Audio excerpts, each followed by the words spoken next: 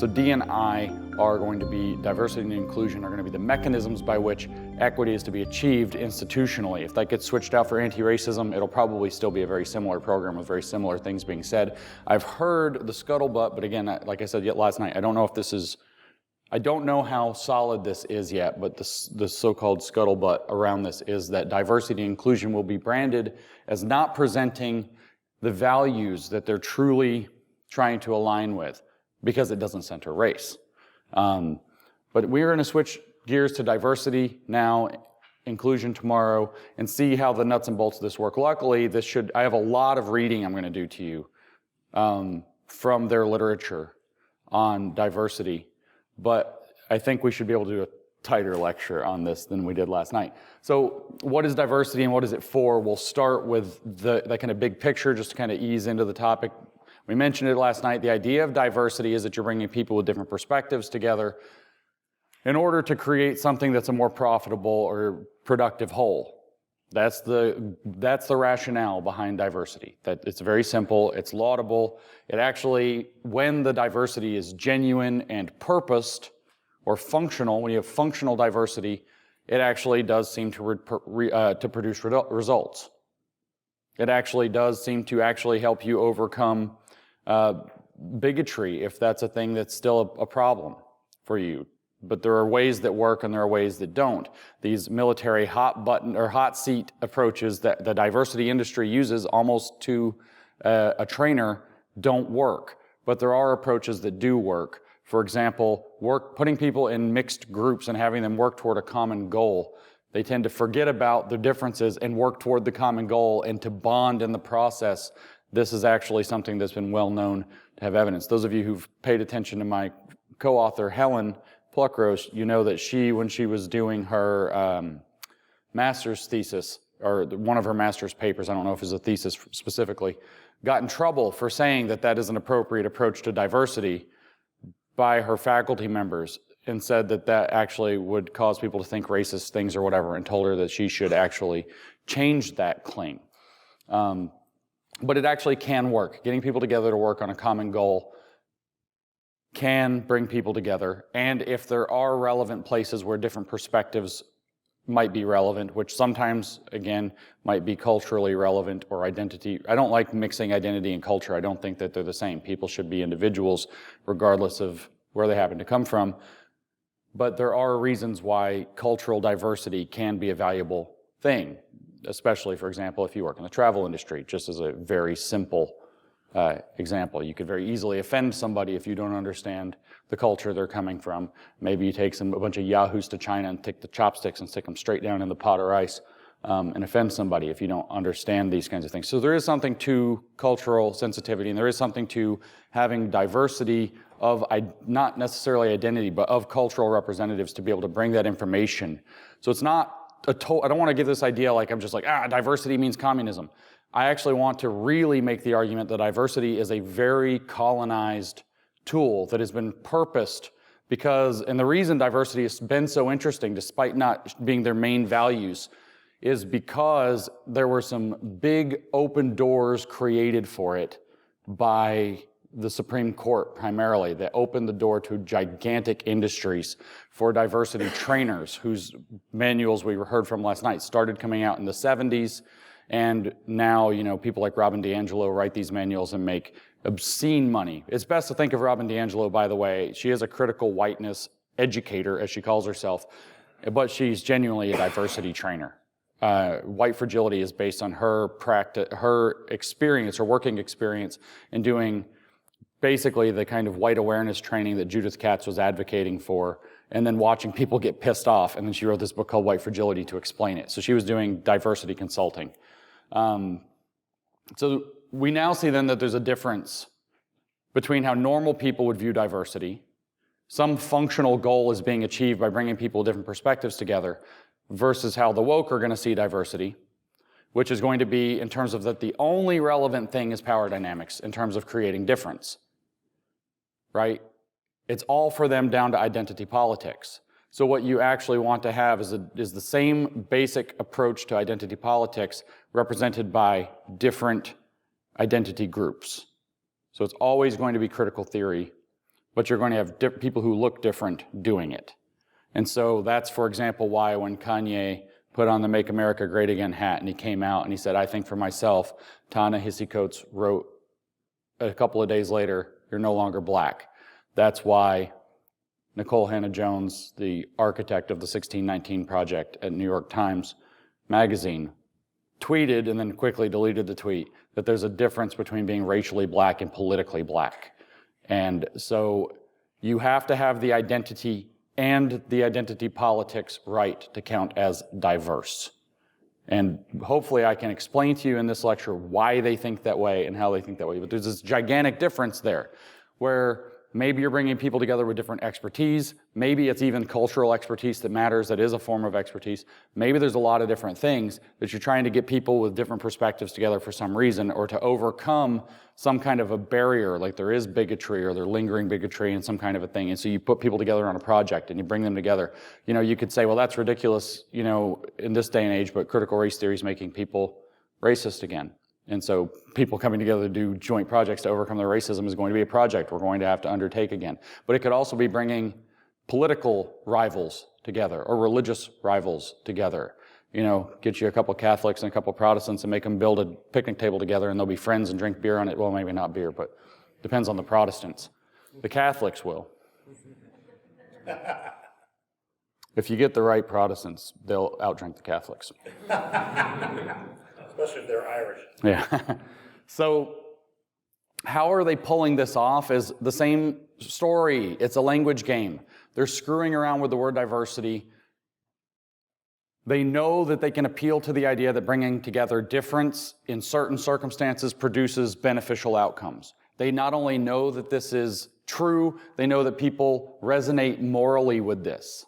So it is a positive, good truth that has positive moral valence. They tap into this, and then they creep in the back door and start to say that, well, identity is actually the most important aspect of having different perspectives. They're magnifying the differences between what it means to be white or black or gay or straight. They're magnifying those at first, that's a very important, then the most important, and then as Ladsden Billings had it, the central construct for understanding difference. Right? And so identity Marxism is at this point coming in, and it says, actually, this is the only way to understand relevant difference. Why? Because, as we heard last night, equity work is everybody's work. That was from the Equity Task Force in the state of Washington. Right? So everybody's supposed to be doing equity work or diversity, equity, and inclusion all the time.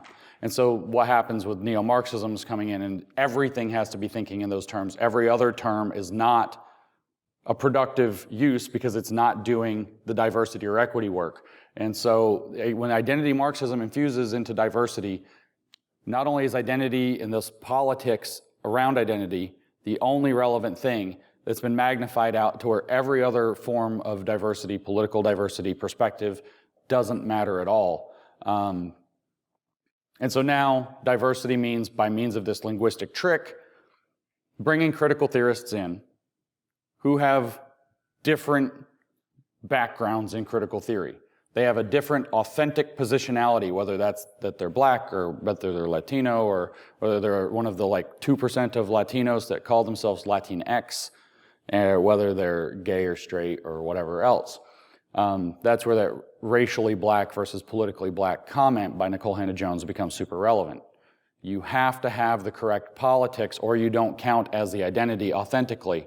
The reason for this is because of the ideology of identity Marxism, or of the even bigger picture, what has become identity politics since the 1970s, is that the conditions of power in the society literally, structurally, and materially determine who you are. And so there is the authentic description of blackness. There's an authentic description of whiteness. There's an authentic description of gayness.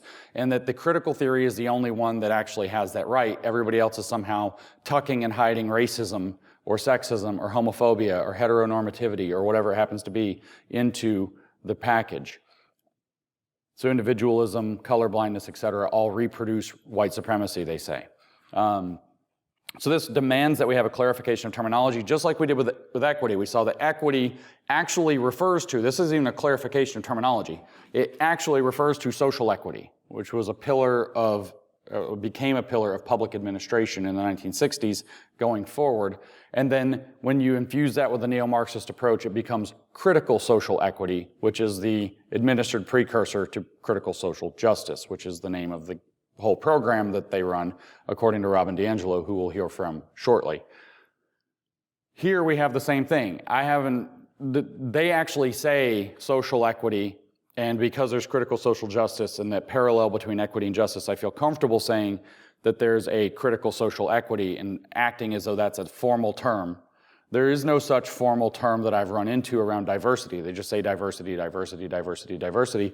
So I'm going to propose a number of options. The one I think we're going to run with is critical diversity, but it could be structural diversity, standpoint, or positional diversity, or identity diversity. You could come up with lots of different ways. It could be social diversity if you wanted, but critical diversity is going to be the key term because it's using critical theory to understand what counts as diversity and what doesn't.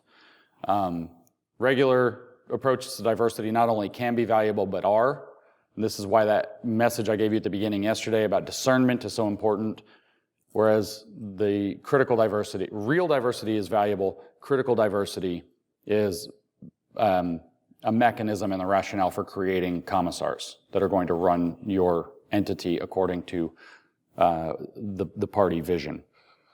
And so to give you the proof of the difference and some insight into their approach and how they think about it, we're going to read from St. DiAngelo. This is from Is Everyone Really Equal? So it's really Aslam Sensoy with Robin DiAngelo. Again, to give you the context, this book, Is Everyone Really Equal?, was first written in 2012. It's in its second edition in 2017. So they stand by it, I would imagine. And it was widely distributed to teachers. It is a pretty standard education manual. The first time I read it, my reaction was that it was like finding the dead body in the well. Robin DiAngelo, for whatever you like or dislike about her, has a wonderful penchant for glaring honesty. And she tells the story way too clearly.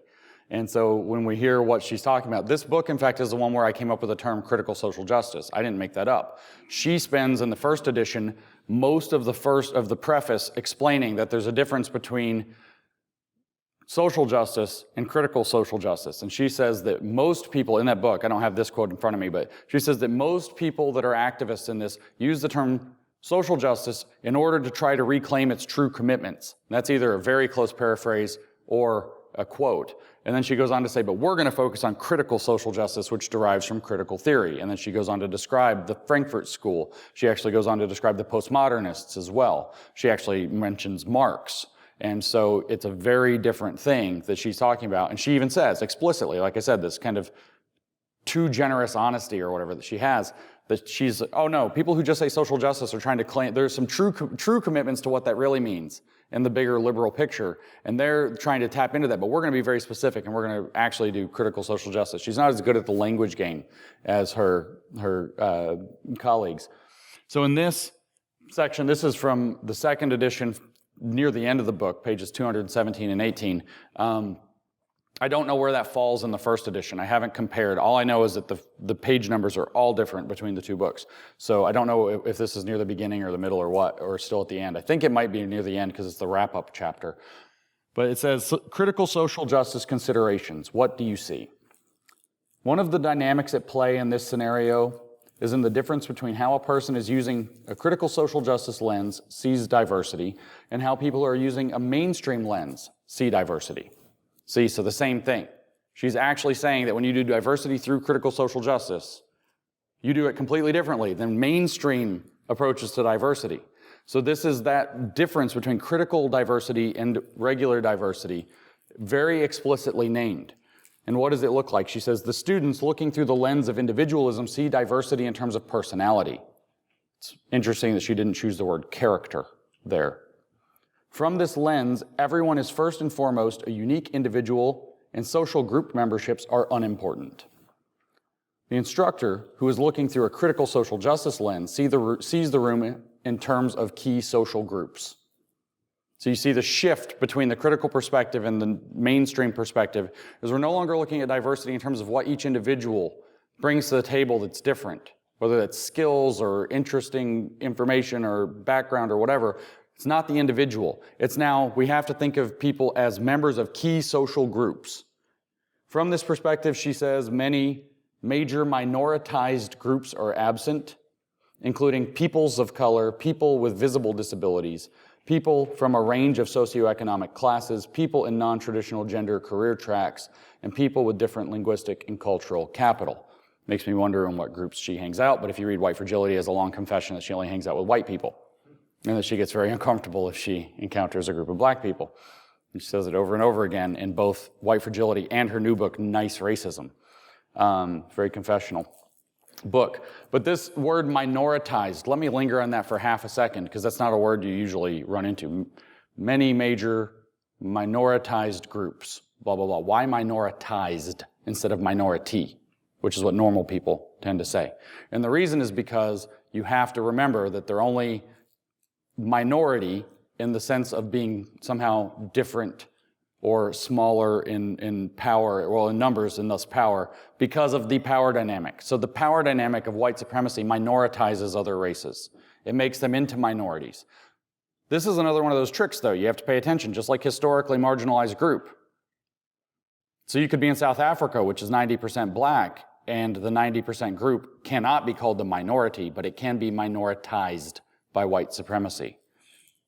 You can have 51% or 52% of the population be female, but women are not minority because they're slightly majority.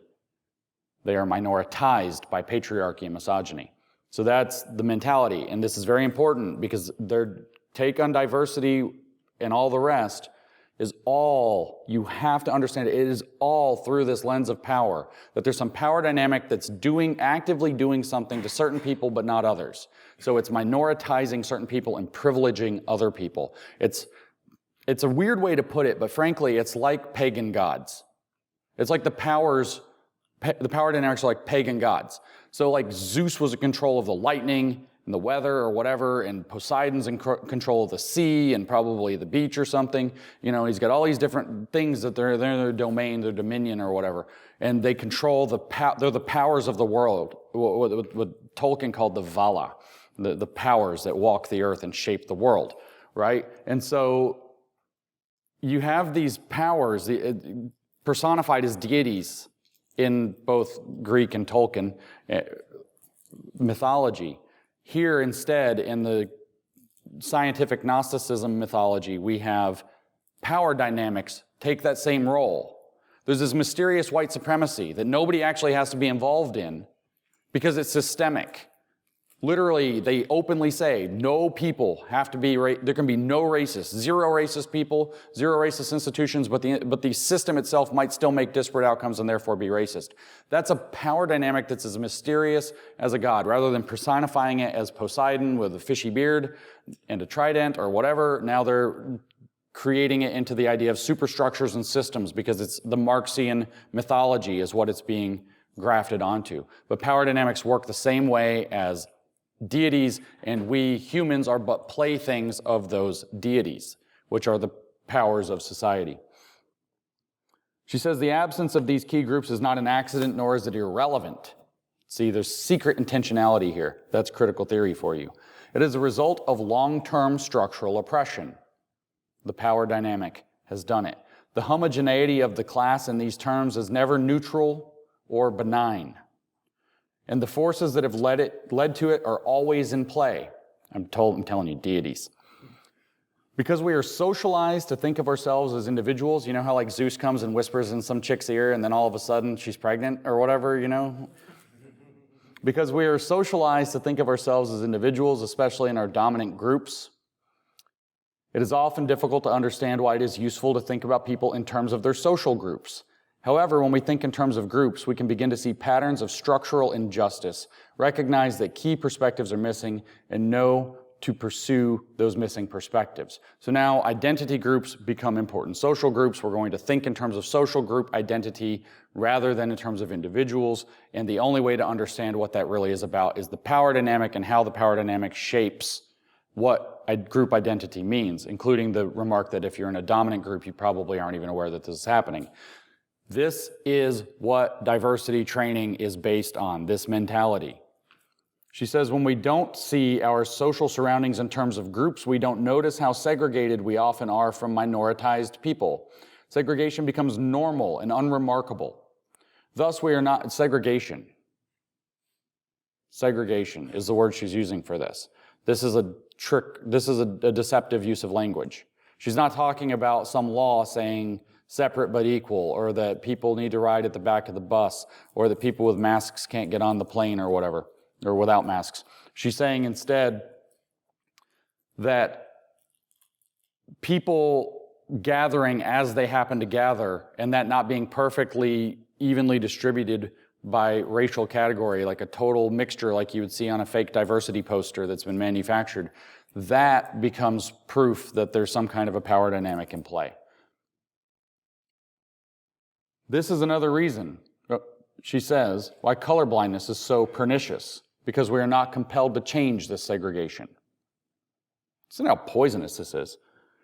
If the students in this scenario insist that they don't see color, then they can deny seeing segregation and its impact on schools, neighborhoods, and children's educational opportunities. They can also deny their own racial socialization and how it shapes their worldview, but not seeing how structural power circulates through segregation does not mean that power is absent and no oppression is occurring. Indeed, power is reinforced in the very fact that we can look around and not see anything of value missing. So you see this willful ignorance, if you will, or what this is actually what she's describing is what Christy Dotson called pernicious ignorance.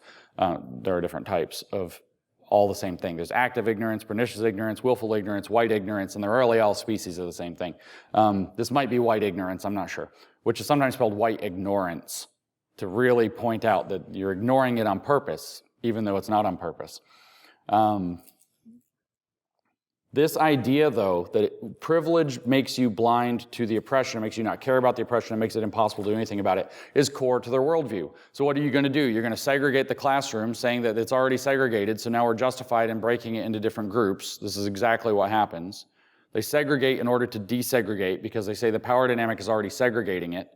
They segregate the group, and they take the people who are in the oppressed group or groups, and they explain to them how they are oppressed and how it's the other people's fault. They take the people who are in the dominant group and tell them that they can't see the power dynamic and how they're harming the other people.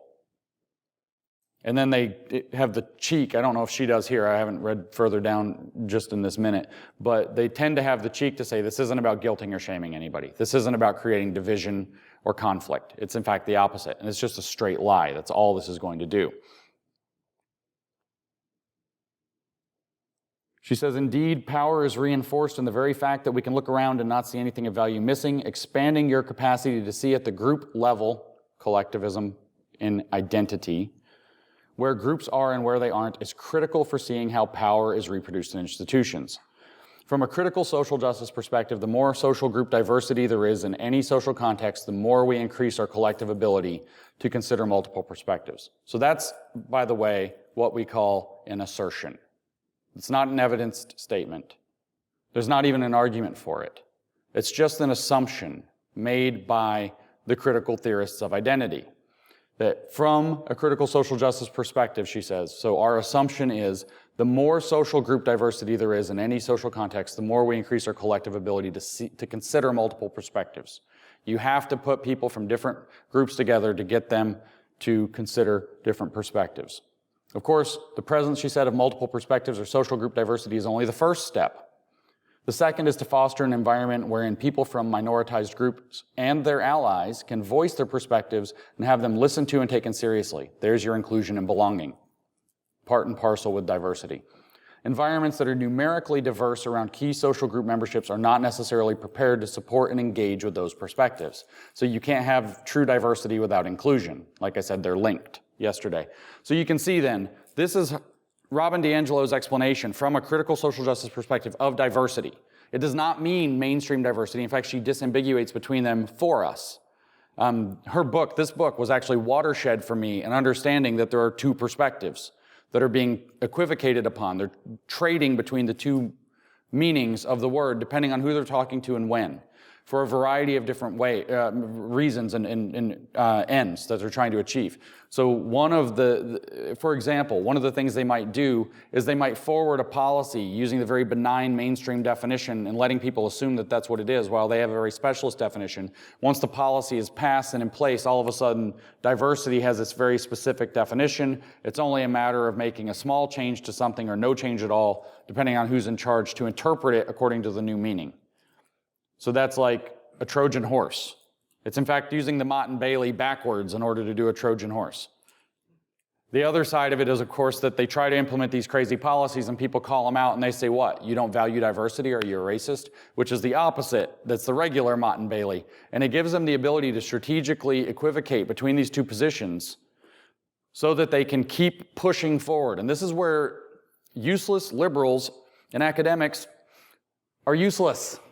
Because they're like, oh, yes, we must argue about the ideas. We must argue about the ideas. And they're like, while you're arguing about the ideas, the diversity administrator is ramming this stuff through into policy. No, let's debate what's really meant. And they're ramming, they're doing it while everybody else is fussing around about the language. They get you to fuss around about the language and then do it. And unless you have somebody on site when it gets proposed who can do what I call stealing their Mott and bombing their Bailey, which is to be able to make both sides of that argument on the spot and point out the manipulation, they're probably going to pull it off. Good people who operate typically in good faith, assume good faith, and try to work out how what they're hearing or seeing is being done in good faith. And that is the specific thing that the critical approach is manipulating, which is why I unabashedly call it evil. Because it takes advantage of the best parts of humanity's ability to communicate and get along in order to achieve its own not that good, in fact, bad ends. I don't know a better definition for evil, unless we want to get all biblical about it and say by using deception about the meanings of words. And I believe the enemy with a capital E is often also referred to as the deceiver with a capital D. And so it's like, whatever you think, whether you're Christian or not, if you think even just that this is all mythology, the mythology of Satan is that he's the deceiver who makes you think one thing while he's doing another, or while he's getting you to do another and misleading you. That's exactly how this works. And that's why I said discernment, which the Christians have been very keen on for 2,000 years, to be able to tell the difference between these things, is such the important repellent to communism. So what critical diversity actually means then is having a large number of people who occupy different socio-cultural positions, and that's a formal term, position, because it means it's being understood through systemic power, all of whom have adopted a critical consciousness. In other words, they've learned to think of this in terms of power dynamics and the group identity in terms of power dynamics, in terms of critical theory of that social position. So it's only people who have critical consciousness are going to qualify as diverse. So just to briefly explain positionality to you and critical consciousness, your positionality is, the idea is that there are these power dynamics, like these deities out that operate in the world, and human beings stand in relation to those power dynamics. So if it's a racial power dynamic, we'll keep it simple and just do one. White people are privileged by it, depending on how dark you are. Brown people may be more or less privileged by it. Black people, again, depending on how dark or light you are, that's called colorism, are minoritized rather severely by it. So there's this whole weird hierarchy of racial oppression and dominance built in, that at the top is whiteness and at the bottom is blackness. The mechanism in between is called anti-blackness in the downward direction, and it is called white adjacency in the upward direction. And the entirety of society is ordered that way, they believe, and where you fall in that hierarchy is your positionality against the power dynamic. And so intersectionality is a mechanism by which you get people to constantly think about their positionality and make their positionality relevant to all things. So I can't sit up here and tell you anything without saying, of course, I'm saying this as a white man, a straight white man who manspreads frequently and constantly right now. So I have to acknowledge and apologize for my privilege, and I have to invite people of color and women to come and correct me. And if any gay people want to correct me, they're welcome to as well. And if you're Robin DiAngelo, you say that you actually won't take commentary she says that she's white people talking to white people, and that she won't take, she will only take certain kinds of criticism from people of color, and she'll only take certain kinds of information from white people because she doesn't want to exploit the people of color, and she doesn't want to reinforce whiteness by talking too much to white. This is a totally poisoned way to think. And our friends, I mean, if you think how far has this gone in society, of course, we've already talked about, many of you have talked about the different affinity groups that this has come into in your life, and a lot of you found me through the Trojan Horse video on the skyscraper in New York, where we were talking about the Southern Baptist Convention. Dr. Jarvis Williams of the Southern Baptist Convention a few years ago, a major professor. Is he the Southern Baptist Theological Seminary, right, in Louisville.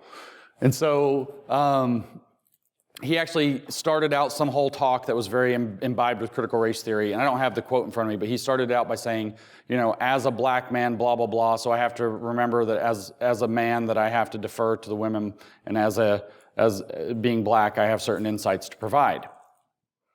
That's him engaging his positionality. That's what intersectionality is supposed to demand, and it's there at a serious professor at the leading Southern Baptist Theological Seminary in the world. Every time I tell people this stuff's deep in the Southern Baptist Convention, it like jaws drop if they don't already know that. They think, wow, they're really conservative. Doesn't matter. Remember, all this crazy stuff really started in like Norman, Oklahoma, which is redder. Well, Norman's not, but everything around Norman, you throw a stone from Norman in any direction and it's blood, like 3 levels more blood red. Blood to the 7th power red state. And so conservatism is no necessary shield against this. In fact, faith not properly practiced is no shield against this at all. In fact, it's probably a weakness. It's easily corrupted. But intersectionality exists to do this positional thinking. Positional thinking is how diversity is understood. If you're not engaging your positionality by saying who you are, you don't have any standing to be able to make any claims. The reason for this, as I mentioned briefly yesterday, the master-slave dialectic is at the heart of their thinking. Their belief is that the way that the master-slave dialectic works is that the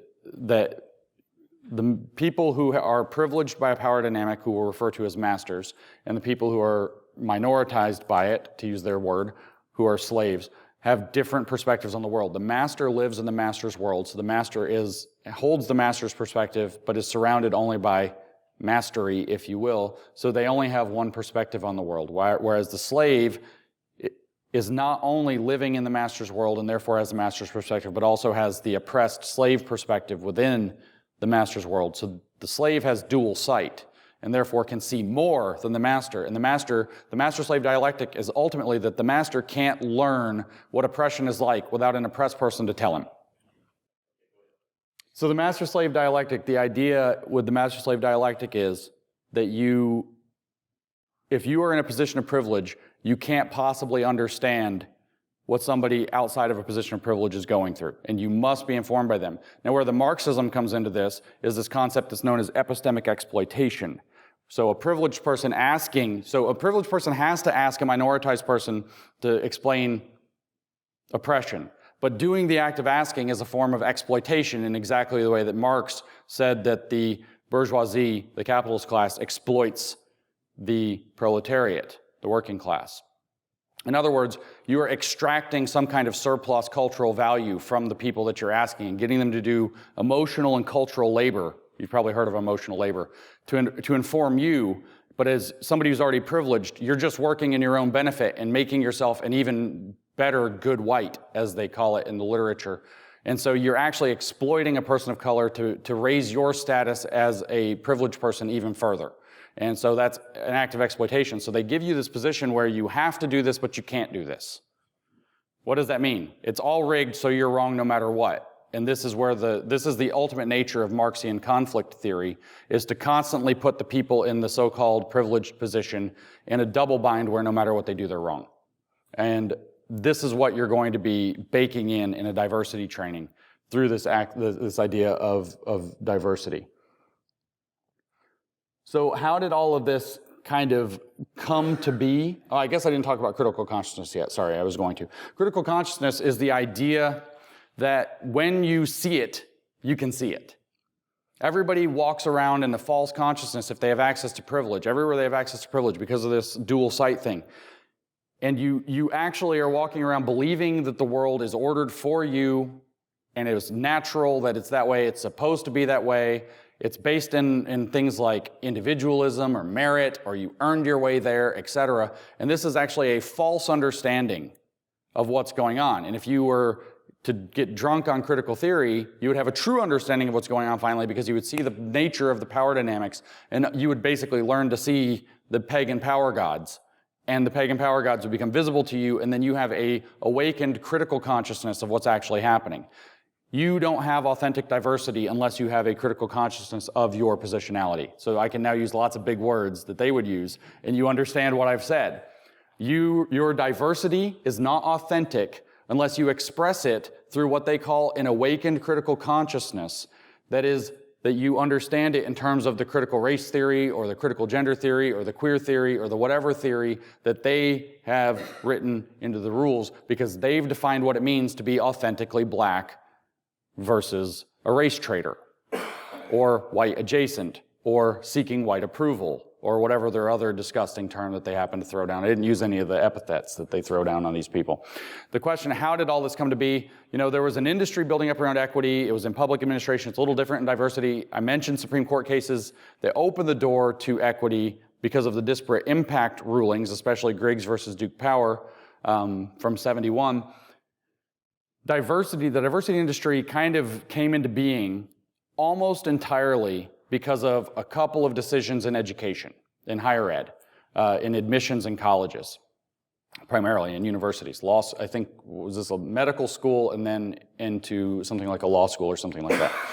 And what happened in these two benchmark or landmark cases, 1978, University of California versus Bakke, that's B-A-K-K-E if you want to look him up.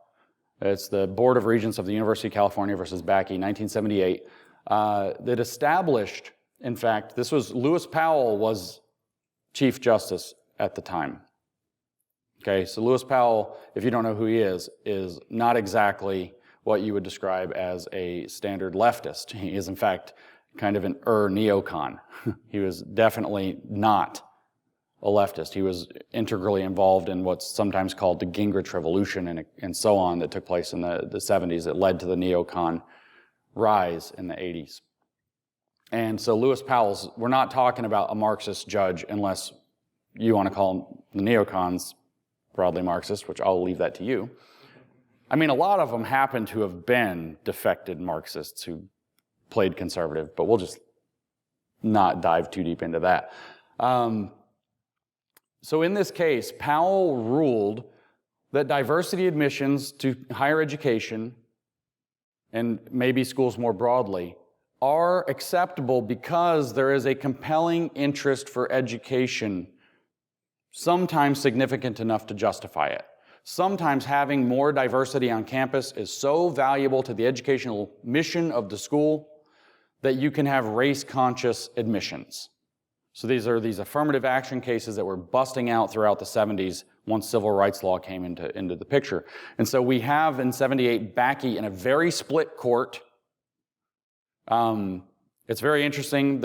It was a 5-4 court, but when you read the decision, it's a very long, complicated decision because there were two things on the table, and it was Powell and 4 justices agreed on the one ruling, and Powell and the other 4 justices agreed on the other, with nothing. The only intersection was Powell for the two.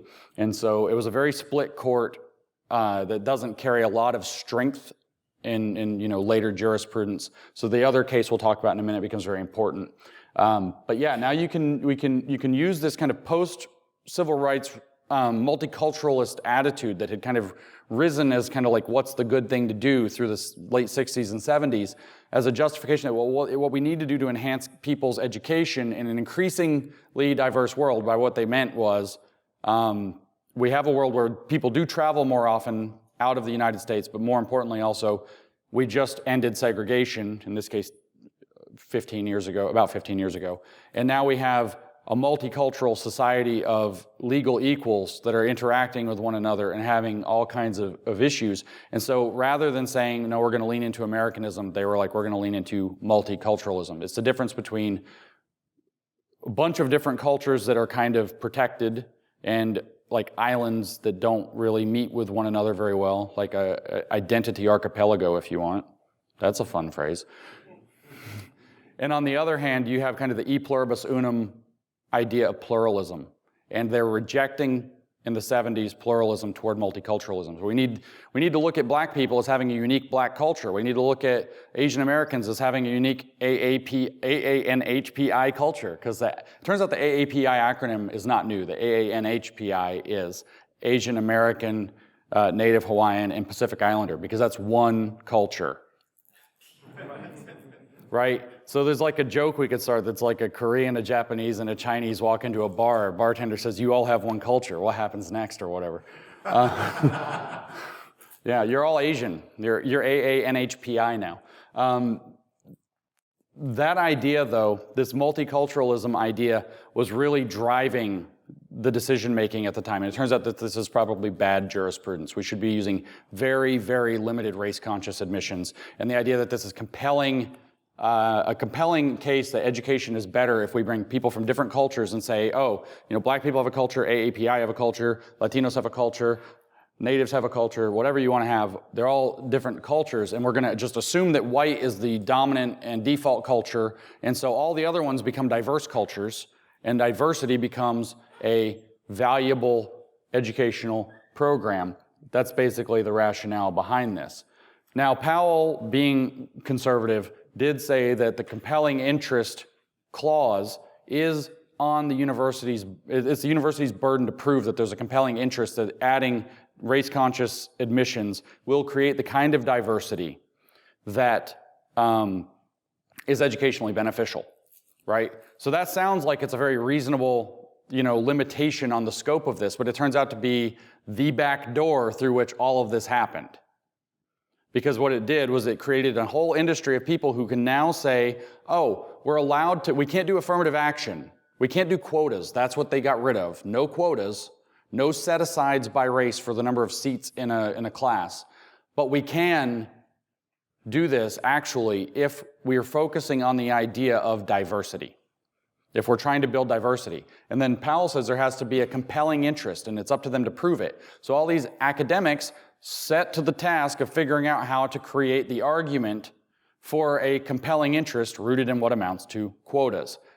You don't get the magical power of diversity unless you have enough of them. This is called the critical mass argument, which began at the time in response to this decision. Just to kind of give you a flavor of what Powell said in Bakke, the fourth goal asserted by the petitioner is the attainment of a diverse student body. This clearly is a constitutionally permissible goal for an institution of higher education.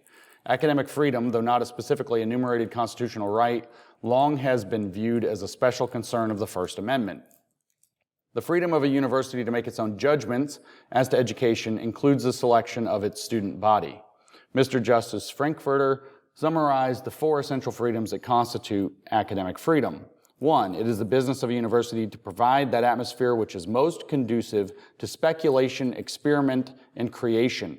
It is an atmosphere in which there prevail the four essential freedoms of a university to determine for itself on academic grounds who may teach, what may be taught, how it shall be taught, and who may be admitted to study. Well, let's pause here. There's a lot that just got unloaded there when you understand that this stuff can get interpreted two ways. On the one hand, we have, it's the business of a university to provide an atmosphere that is most conducive to speculation, experiment, and creation. And we look at what's come out of this and we see it's the exact opposite. We see utter conformity where the generation currently in college and younger is the most against cancel culture, even more than the boomers. Because they've been canceled, all their friends have been canceled, they're constantly getting put through struggle sessions and they hate it. So it is not creating a most conducive environment to speculation, experiment, and creation. So this was not upheld in practice, but on the back of this decision. But you can see where it got in, because the four essential freedoms of the university include to determine for itself On academic grounds, imagine if you could corrupt those.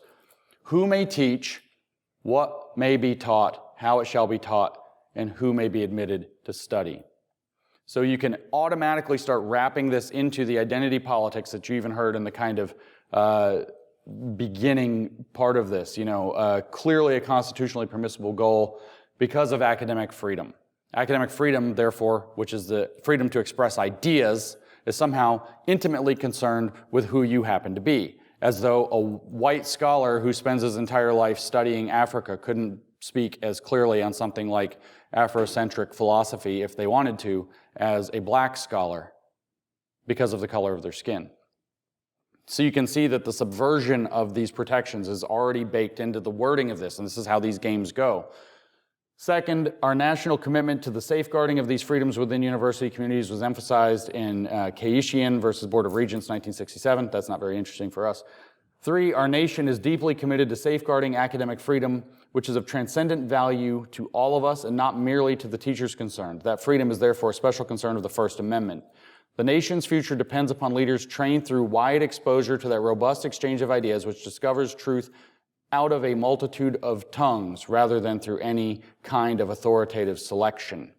And so here, to pause on this one for a half a second, robust exchange of ideas which discovers truth out of a multitude of tongues. You can again see the nod to where identity politics is going to become the relevant measure. And by the way, identity politics started in 1977, I think I said this last night, at the Combahee River Collective. It does not mean the Civil Rights Movement. It means neo-Marxist identity politics or identity Marxism. And at your leisure, you should look up the Combahee River Collective statement, which was 78 or something like that, where they gave their manifesto, and it's just a total Marxist catastrophe. 4, the atmosphere of speculation, experiment, and creation so essential to the quality of higher education is widely believed to be promoted by a diverse student body.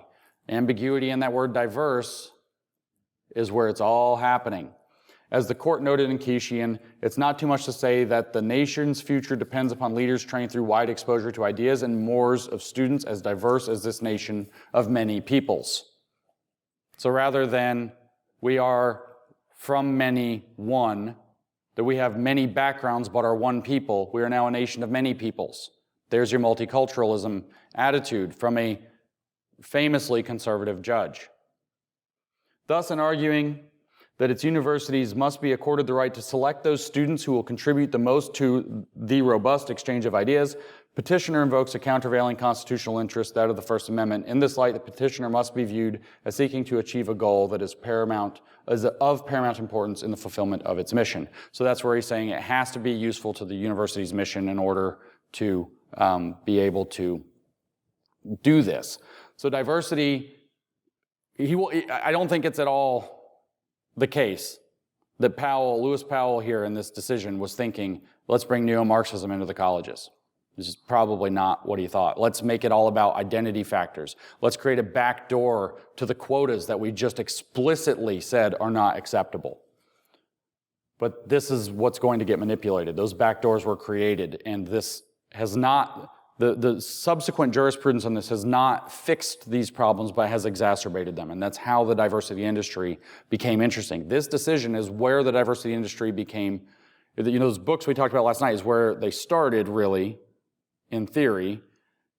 This decision is where the industry became something that could be profitable. Because consultants for diversity, and Judith Katz wrote her White Awareness book in this same year, consultants for this way of thinking can now go advise universities that want to do quota-based admissions but need to figure out a workaround to do it. So the progressive administrators can satisfy whatever agendas that they have and look super progressive and look super good and whatever their thoughts are, or just bring in some Marxists through the whole entryism avenue. Whatever it happens to be as their goal, and this becomes a workaround. So the diversity industry is born out of this decision, which is Regents of the University of California versus Bakke. A few paragraphs later, Powell says, ethnic diversity, however, is only one element in a range of factors a university may properly consider in attaining the goal of a heterogeneous student body. Although a university must have wide discretion in making the sensitive judgments as to who should be admitted, constitutional limitations protecting individual rights must not be disregarded.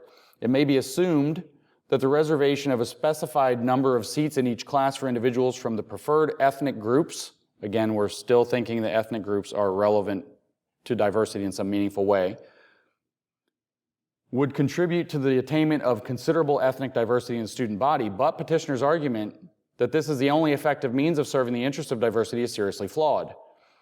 In a most fundamental sense, the argument misconceives the nature of the state interest that would justify consideration of race or ethnic background. It is not an interest in simple ethnic diversity, in which a specified percentage of the student body is in effect guaranteed to be members of selected ethnic groups, with the remaining percentage in undifferentiated aggregation of students. The diversity that furthers a compelling state interest encompasses a far broader array of qualifications and characteristics of which racial or ethnic origin is but a single, though important, element.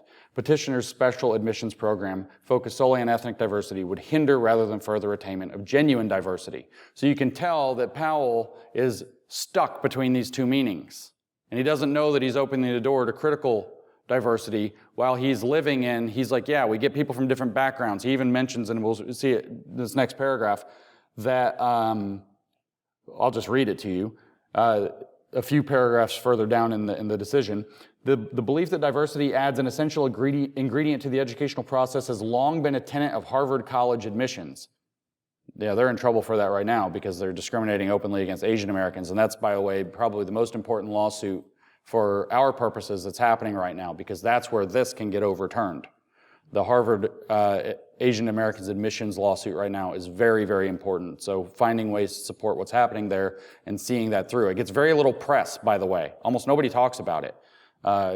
Ted Cruz proposed an amendment that's sometimes called the Cruz Amendment. It was Senate Amendment number 1457 this year, or 6, I can't remember, one or the other, where they were doing the Stop AAP I Hate BS bill that they tried to ram through Congress, and when it got to the Senate, Cruz said, well, let's do this. If you want to stop AAP I Hate, here's my amendment. We're going to amend this bill so that colleges and universities cannot discriminate against Asian American students or discriminate based on race at all. And it was a party line vote. Every single Democrat who voted, which was all but one of them or two of them, voted against that. In other words, they voted for intentional systemic discrimination, preserving it.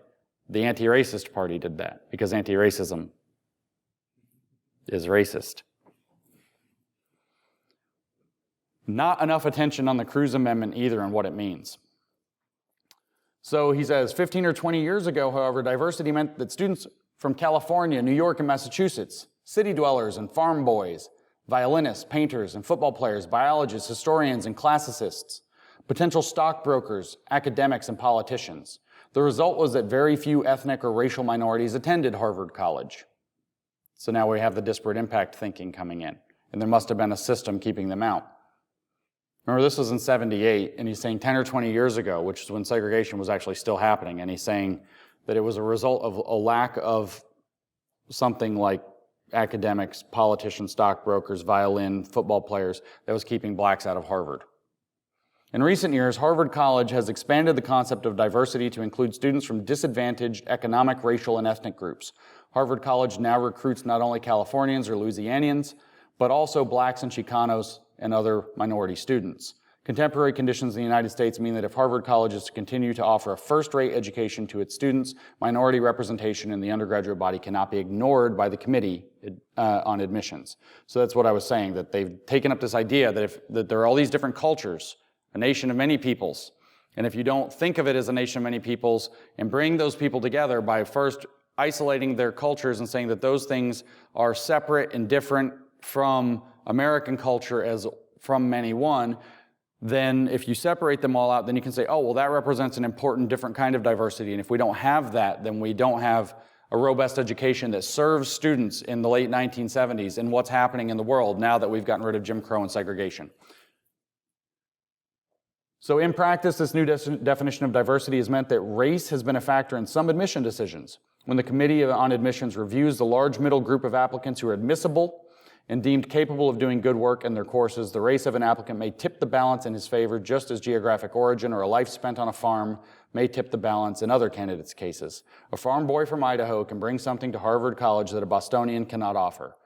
Similarly, a black student can usually bring something that a white person cannot offer. That's what we call an assertion. The quality of the educational experience of all of the students in Harvard College depends in part on these differences in the background and outlook that students bring with them. You can see this multicultural mindset has already completely infected. This is a conservative judge. But that vagueness about what racial identity brings to the table is where the neo-Marxist argument, or the identity Marxist argument, gets its way in. This is the argument that he gave next is where we get to the critical mass argument that ends up being the problem of the day. This is how they got a backdoor to quotas. The argument was that if you don't have enough of a diverse population on campus, if you don't have a critical mass of them, then they're only going to act as tokens, or they're just going to act white. They're just going to go along with the dominant culture. So if you want to have Native Americans come onto a campus and be Native American, you have to have enough of them where they feel safe to be Native American instead of having to assimilate into the broader culture. You have to have a critical mass of them. Same with blacks or Chicanos or gays or whatever else, because they all have their own identity-based cultures. If you want them to be able to be authentically themselves, you have to have enough of them all at once. That's the critical mass argument, and it was born from this decision. He says, in Harvard College admissions, the committee has not set target quotas for the number of blacks or musicians or football players or physicists or Californians to be admitted in a given year. At the same time, the committee is aware that if Harvard College is to be a truly heterogeneous environment that reflects the rich diversity of the United States, it cannot be provided without some attention to numbers. It would not make sense, for example, to have 10 or 20 students out of 1,100 whose homes were west of the Mississippi. Comparably, 10 or 20 black students could not begin to bring their classmates into each other the variety of points of view, backgrounds, and experiences of blacks in the United States. Their small numbers might also create a sense of isolation among the black students themselves and thus make it more difficult for them to develop and achieve their potential. Consequently, when making its decisions, the Committee on Admissions is aware that there is some relationship between numbers and achieving the benefits to be derived from a diverse student body, and between numbers and providing a reasonable environment for those students admitted. But that awareness does not mean that the committee sets a minimum number of blacks or people from west of the Mississippi who are to be admitted. It means only that in choosing among thousands of applicants who are not only admissible academically, but have other strong qualities, the committee, with a number of criteria in mind, pays some attention to the distribution among types and categories of students. So now you see that numbers become very relevant. In this critical mass, you can see where the activists are going to step in, right? They're going to say, okay, so Powell has now given us in this decision, yes, we can use race-conscious admissions so long as we do it in the name of diversity. And he's also said, well, apparently you have to have enough for it to count or you don't get those educational benefits. So there's our workaround to quotas. We just call it achieving a critical mass of diversity instead of a quota. And you can see why they love to play language games, because it gets them around whatever they're doing. The example he then gives is kind of interesting, because he gives an explicit nod now to this idea of political blackness. He also gives an explicit nod to the black Marxist idea called the black bourgeoisie, which is that, Bill Cosby's character on television was black bourgeoisie, and they presented him because he would be acceptable to white audiences according to critical race theory, because he's actually a successful person who wants to maintain, stable society, etc. He says, the further refinement sometimes required to help illustrate the kind of significance attached to race, the admissions committee, with only a few places left to fill, might find itself forced to choose between A, the child of a successful black physician in an academic community with the promise of superior academic performance, and B, a black who grew up in an inner-city ghetto of semi-literate parents whose academic achievement was lower, but who had demonstrated energy and leadership, as well as an apparently abiding interest in black power. If a good number of black students, much like A, but few like B, had already been admitted, the committee might prefer B, and vice versa. If C, a white student with extraordinary artistic talent, were also seeking one of the remaining places, his unique quality might give him an edge over both A and B.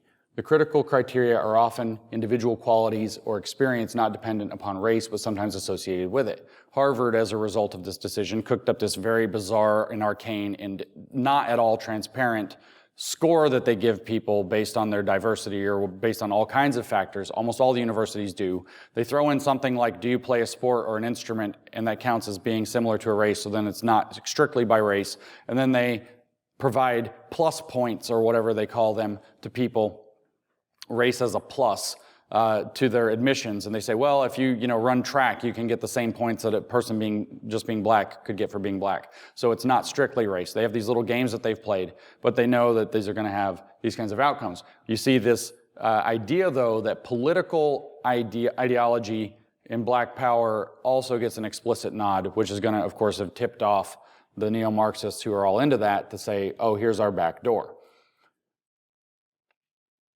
This decision from 1978, like I said, was a split decision. It was very controversial. It got brought back up to the table, and in fact, the critical mass argument became the deciding factor in a case in 2003 called Grutter versus Bollinger, which involved, I think it was a law school at the University of Michigan. And it's kind of summarized in this paper in 2003 by another fellow named, a law student at Harvard, or a law professor at Harvard, I think maybe, Angelo Anchetta, law something at Harvard. He was very interested in the critical mass argument and tried to develop it in advance in a law review article in advance of the decision about Grutter versus Bollinger, kind of speculating what are the pathways here. He's clearly a big diversity advocate in the critical theory way. In fact, he wrote a book in 1997 titled Race, Rights, and Asian American Experience, and he derives his understanding of race from Michael Omi and Howard Winant, who are explicitly, openly Gramscian. They're students of Antonio Gramsci, and his racial formulation theory comes directly from Gramsci. It's the Gramscian approach applied to race. So if Gramsci is cultural Marxism, these guys, Omi and Winant, become the identity-based or race-based equivalent of cultural Marxism. And so they came up with this idea called racial formulation theory. That's what's relied upon by the people doing the analysis. I don't want to get deep into the paper by Anchetta. It's not really relevant. But he really develops the importance of this critical mass argument. He comes from this perspective. And the activists who worked between, and this is my main point, definitely were very interested in the Marxist approach to taking advantage of what came up in the Bakke decision in 1978. And so just to read a little bit, I'm not going to read but just a tiny bit from Anchetta in his paper leading up to the Grutter versus Bollinger decision.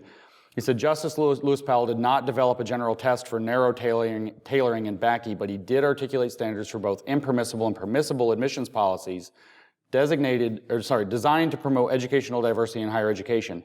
In voting to strike down the UC Davis medical school policy, which set aside a fixed number of seats in the entering class, but endorsing a Harvard College-type plan that uses race as a plus factor, Justice Powell offered a set of general principles. There must be no rigid quota or functional equivalent in the form of a set-aside or predetermined number of seats for minorities. Minority applicants should not be reviewed under a separate admissions track that insulates them from non-minority applications. Race should be one of several possible plus factors to be considered. Other factors may include unique life experiences, challenges, interests or talent, socioeconomic disadvantage, or geography. Each applicant must be treated as an individual rather than a stand-in for a favored group. No specific racial or ethnic group should be singled out by the program.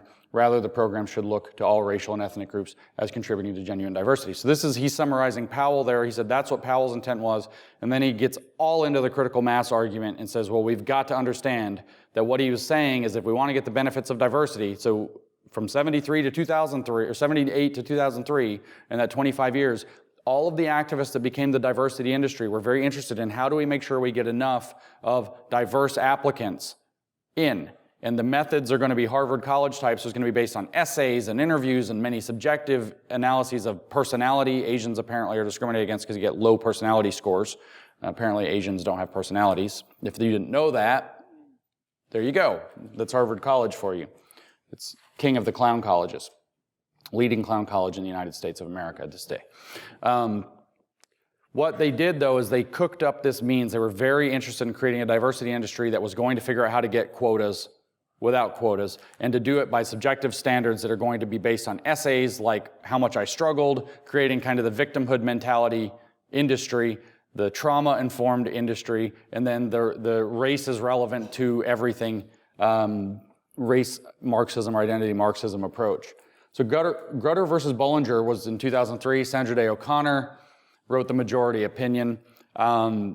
This one was not a split court. This was not an ambiguous decision. There was dissent, but it didn't split weirdly 5-4 in two different directions or something like that, and therefore have an open question about how strong that law is or that jurisprudence is. So it builds on back explicitly, Groter versus Bollinger, and this is a key target to overturn if we want to get rid of the diversity industry as it exists today. It affirmed the Bakke decision and amplified it. The critical mass argument was explicitly vindicated. It reified also the idea that underrepresented minorities represent diversity. So now you know what counts as diversity, underrepresented minorities. That shifts the frame into that standpoint theory or that positionality analysis from intersectionality, opens up the door to using the master-slave dialectic as an excuse for educational value, and thus disparate impact and historically marginalized groups work their way into the picture as activists are going to be able to work out of this case. Just want to kind of touch on, I'm not going to read at length from O'Connor. In fact, O'Connor's decision's not terribly interesting. We had I forgot what it's called in the law, but Ginsburg went along with an amendment. O'Connor had said this should last for 25 years, and Ginsburg said no, it should last for as long as it takes, or basically forever. And then the biggest and most powerful dissent was from Justice Rehnquist again, who we saw dissented in previous case from last night. And he said, the law school claims it must take the steps it does to achieve a critical mass of underrepresented minority students, but its actual program bears no relation to this asserted goal. Stripped of its critical mass veil, the law school's program is revealed as a naked effort to achieve racial balancing. He then calls it a sham that's used to enable blatantly unconstitutional quotas, and says that the means that are defended in the decision, Groter versus Bollinger, are in direct violation of the Equal Protection Clause of the 14th Amendment. And so Rehnquist had discernment and saw through this and saw what was happening, but the decision was rendered otherwise, and all of the diversity industry has been built off of the back of those two Supreme Court cases and the door that they opened, because it was a workaround for affirmative action and quotas. You can't do those. You can't use a quota system. But if you call it diversity and say you have to have a critical mass in order to achieve diversity as a compelling interest, then you have a workaround to quotas, which are already ruled to be blatantly unconstitutional and a sham. You can see where the increeping of critical theory is going to come into this. Diversity, I've already kind of talked about it. Diversity has its two meanings. It's going to play upon this. We're going to make diversity mean more and more and more and more about critical diversity over time, so that the expertise and identity, in other words, that dual perspective of the master-slave dialectic, becomes what determines whether or not you are diverse. So you have to be in a power dynamically disadvantaged situation to count as diverse. And you must be aware of that. In other words, you have to have critical authenticity. In other words, you have to have critical consciousness of your state of oppression. So structural and material determinism, which I touched on briefly, which these two become very relevant now to determining what's diverse and what's not. The theory in structural and material determinism is, again, that material conditions or structural conditions, systemic conditions, are imbalanced. There's an unlevel playing field. And that makes it so that one's character as it develops, one's views, one's beliefs, one's attitudes, the way somebody will speak or think is actually shaped by the relationship they have to power dynamics. They are structurally determined in who they are going to become. There's no such thing as not judging by color and yes, judging by character, because character is determined by color through the imposition of race. That's Kimberly Crenshaw's famous argument from Mapping the Margins. There's no getting around it. And if you aren't leaning into that critical interpretation of your identity, in other words, identity Marxism, the identity Marxists are absolutely intolerant, and they just yell at everybody and call them racists if they aren't expressing that one, or race traitors, or white adjacent, or whatever they use to browbeat people who have other opinions, who are no longer authentically black. I mean, we saw Larry Elder as the black face of white supremacy, according to the Los Angeles Times. We just saw that Dave Chappelle was able to make fun of trans people in his special because he leaned into white privilege. His white privilege. Yeah. Dave Chappelle's white privilege.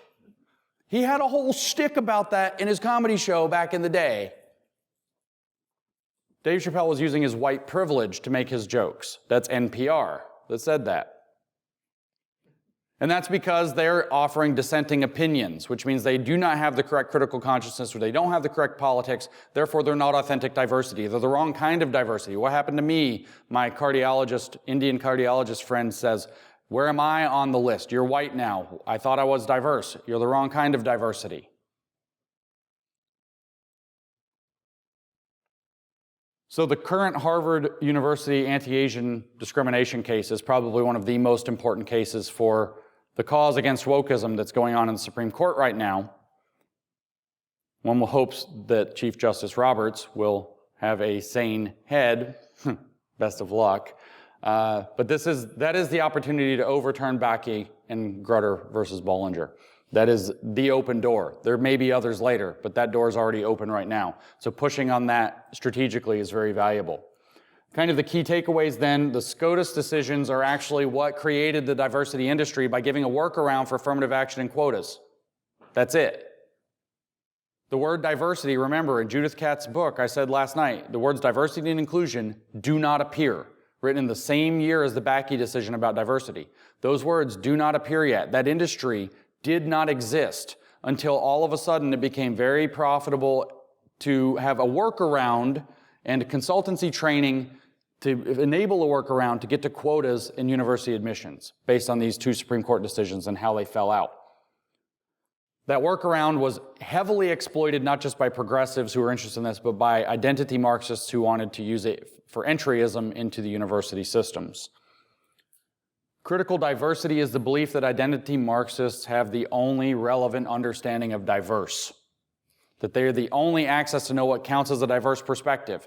Oh, you're a geologist and you're a physicist, no diversity in your perspectives whatsoever unless you have different identity categories that are outside of the dominant category and that you have the politics that believe that that's relevant to your geology or your physics.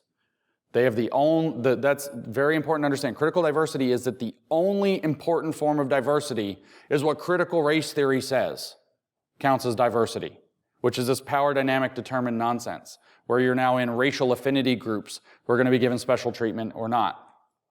In other words, the idea is to use that to come in, to set up a situation in which you can enforce equity to eventually achieve justice. These are, the buzzwords that mean neo-socialism and neo-communism. Identity Marxists have actually flooded this space to the point now where I don't think the word diversity is even salvageable because all other approaches are either treated by the identity Marxists, which still hold cultural sway, as reproductions of white supremacy or as some kind of cultural fetishism. You're bringing in diverse people as tokens, for example, which is in fact what they're actually doing, because they have people with identical politics who happen to look different ways, which is the definition of tokenism. That whole confession by projection, iron law of woke projection, it's a thing. It's a real thing. This is the iron law of woke projection. They are doing tokenism because the politics are identical, but you look different, and they say that everything else does tokenism. So then you can't be against what they're doing, blah, blah, blah, without being a hypocrite. The point of this from a neo-Marxist critical diversity perspective, the point of critical diversity, therefore, is to install diversity officers, who are the commissars of this way of thinking, to enforce this way of thinking on the entire institution, to write things like community guidelines that everybody's going to have to follow by, to establish an office of diversity, equity, and inclusion, or diversity and inclusion, or whatever, that then's going to have, some reach to be able to punish people. At Portland State, we all know, I think, my friend Peter Boghossian's story where he was harangued on 50-something counts, all of which but one were fraudulent, and the one is funny, not serious. He was accused at the diversity meeting, or the diversity board, of all these infractions, all of which were false, all of which were shown to be without any ground, except for the one, which was that he swears in class sometimes, in a college, to adults. And he was like, true. He did. So he's guilty on one count and innocent on 52 other counts. And all the other ones were brought up to this diversity board. Now, the diversity board didn't have any power to punish him like the administration could, but they could make a recommendation to the administration, which could.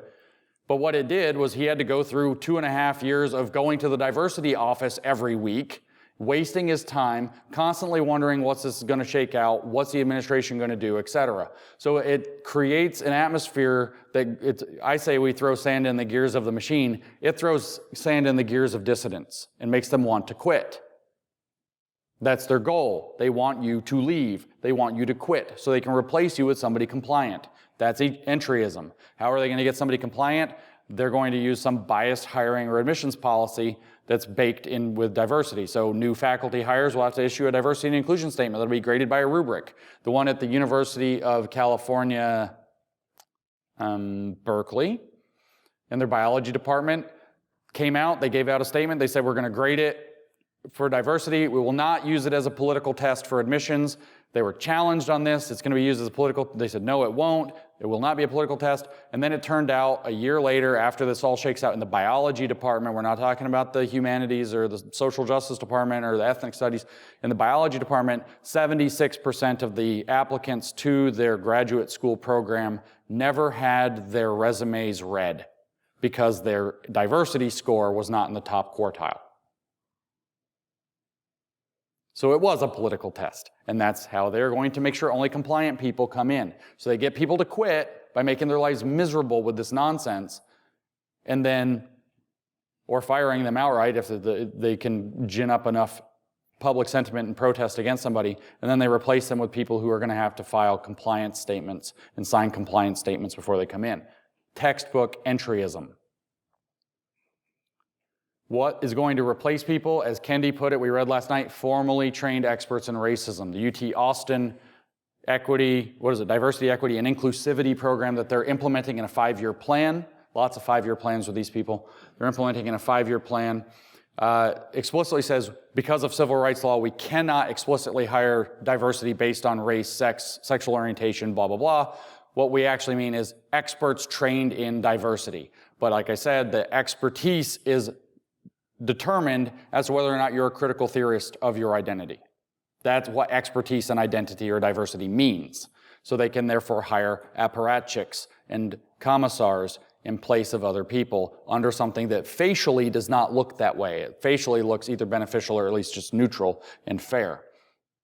So identity Marxists are going to fill all the positions. So critical diversity exists to take over institutions from within. That's the point. Antonio Gramsci, who we just mentioned, had this idea called cultural hegemony. He believed that cultures like Western culture create a force field, if you will, a cultural force field that repels communism, keeps it out.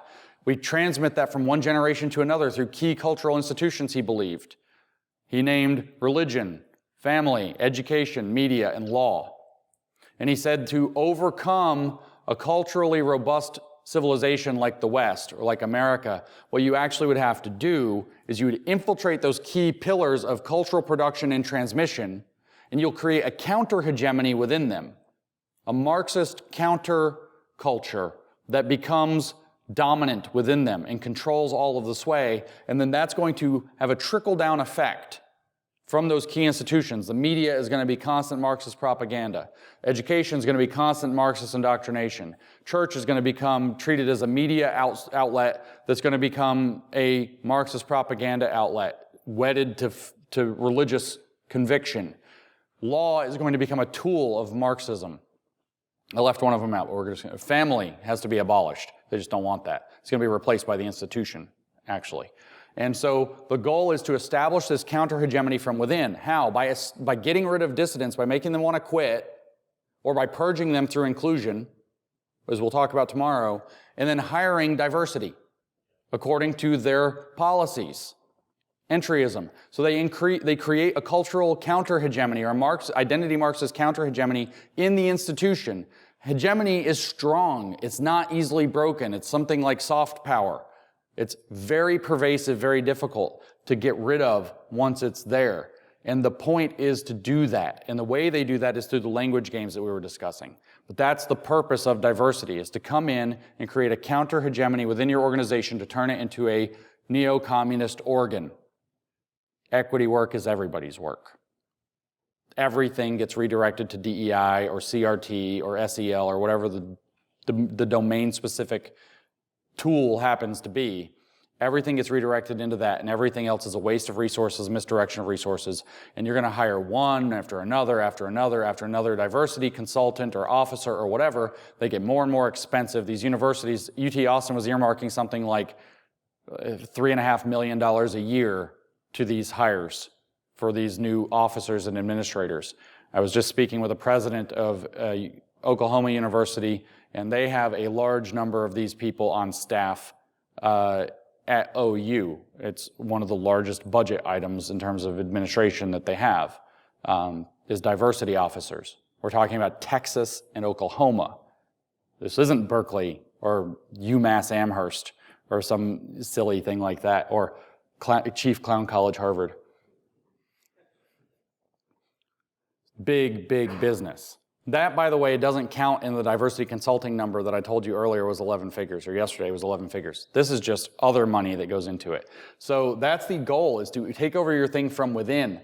This sort of diversity is not going to help you do your job. It is not going to help your company, your church, your school achieve whatever it's meaning to achieve. This type of diversity is going to bring in people whose job it is to enforce party ideology and to punish people who don't go along with it, or to make their lives miserable until they leave. It works to create hostile working environments because those are easily polarized and then captured through a divide and conquer approach. We talked about that kind of briefly last night. You bring this in, you wait for a precipitating event.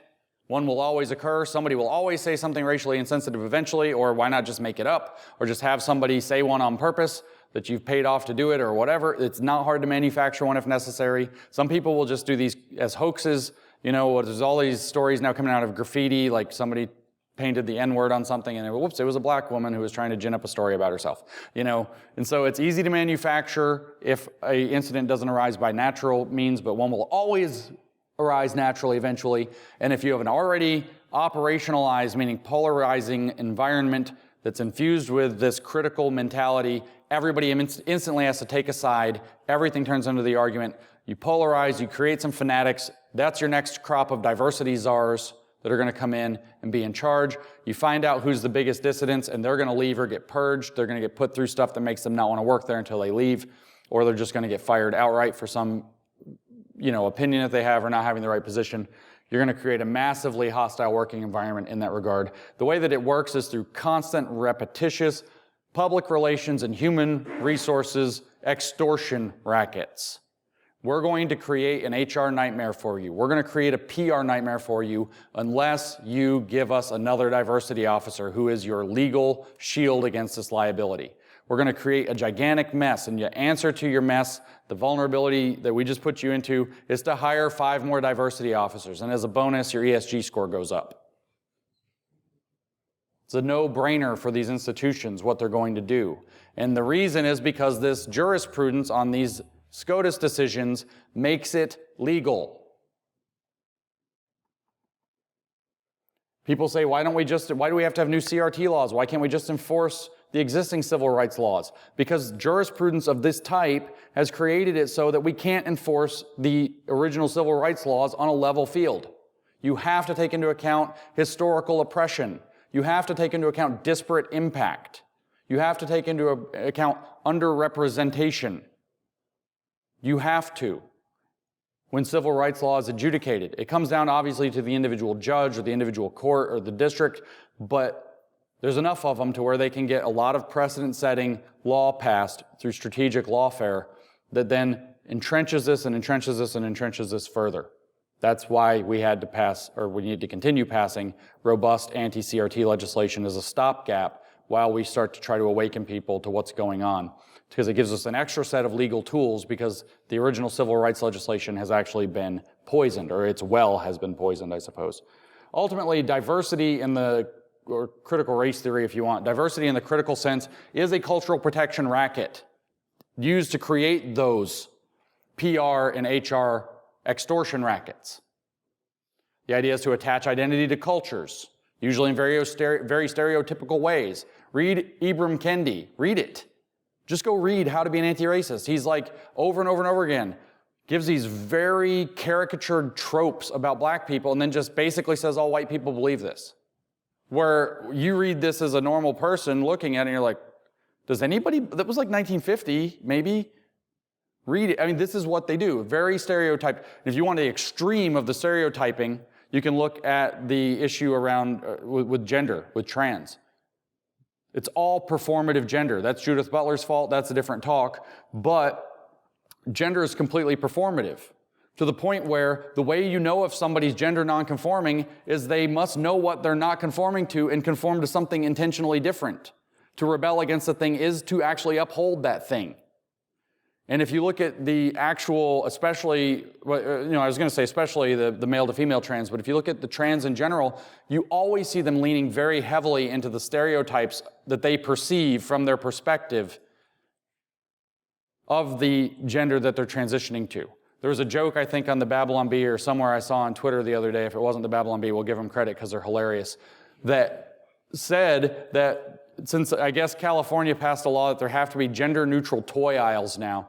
Oh, it wasn't actually Babylon Bee. We'll give them credit. It was somebody sent me in a private message, but Babylon Bee can have it. I know who said it now.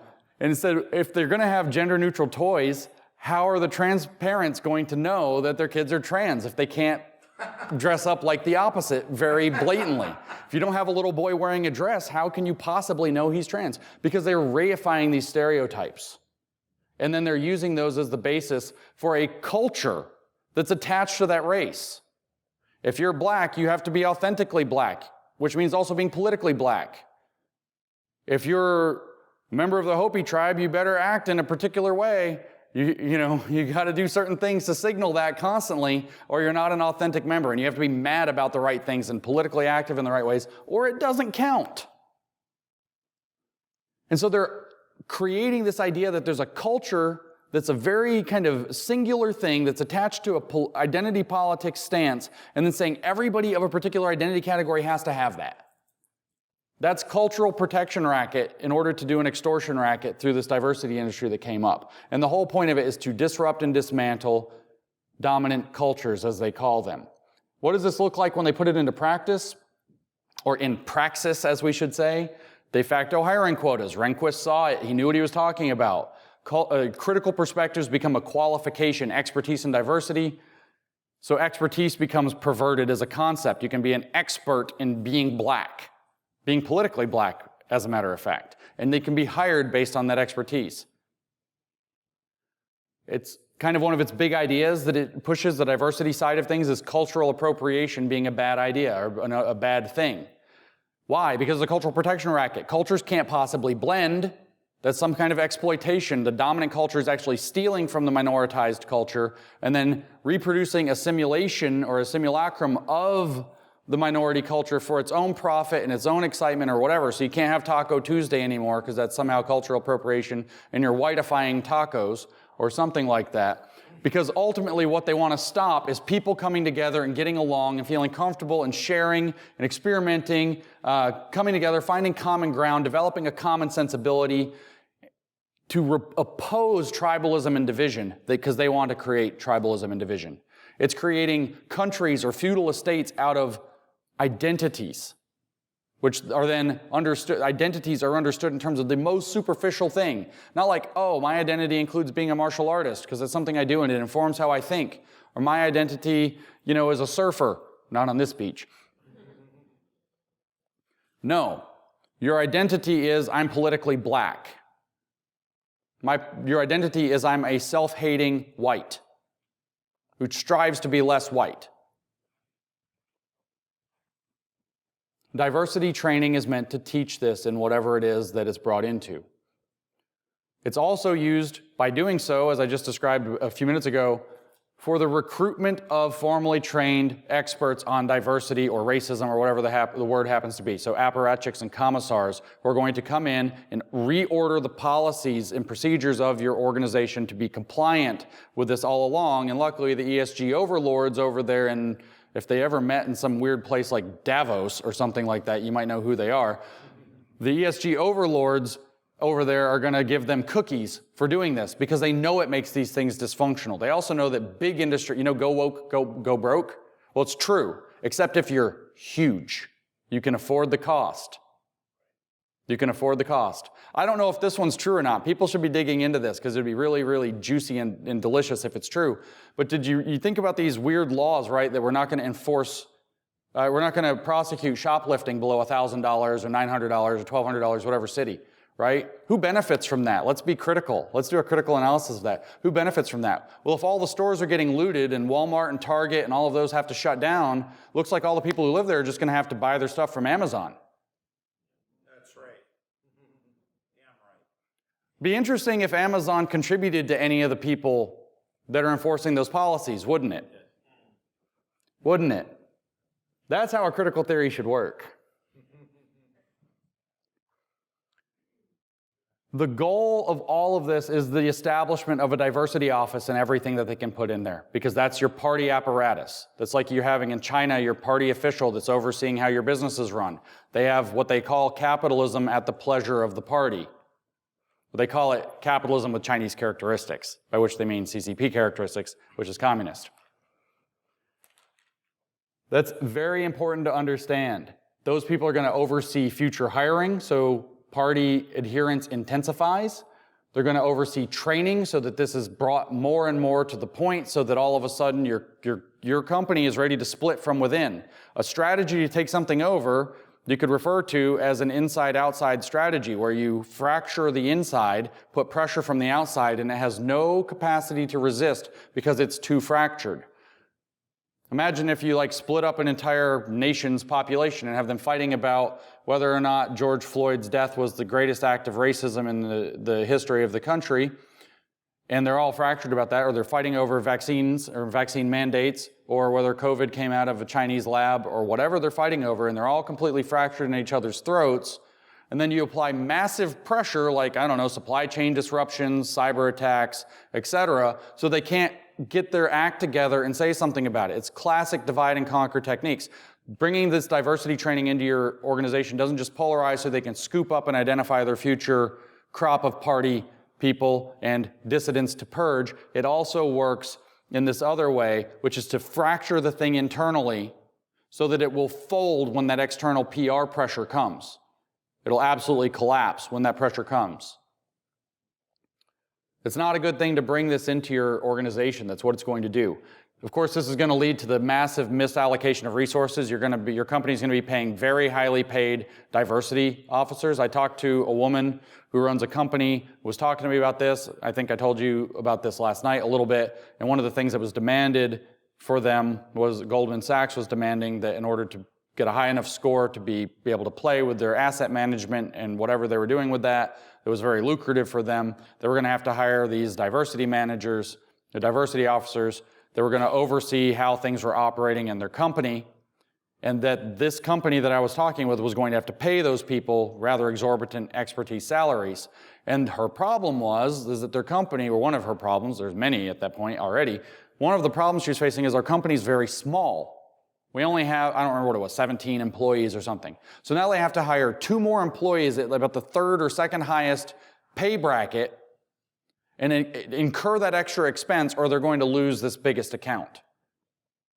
That's the lever that they're using to do this.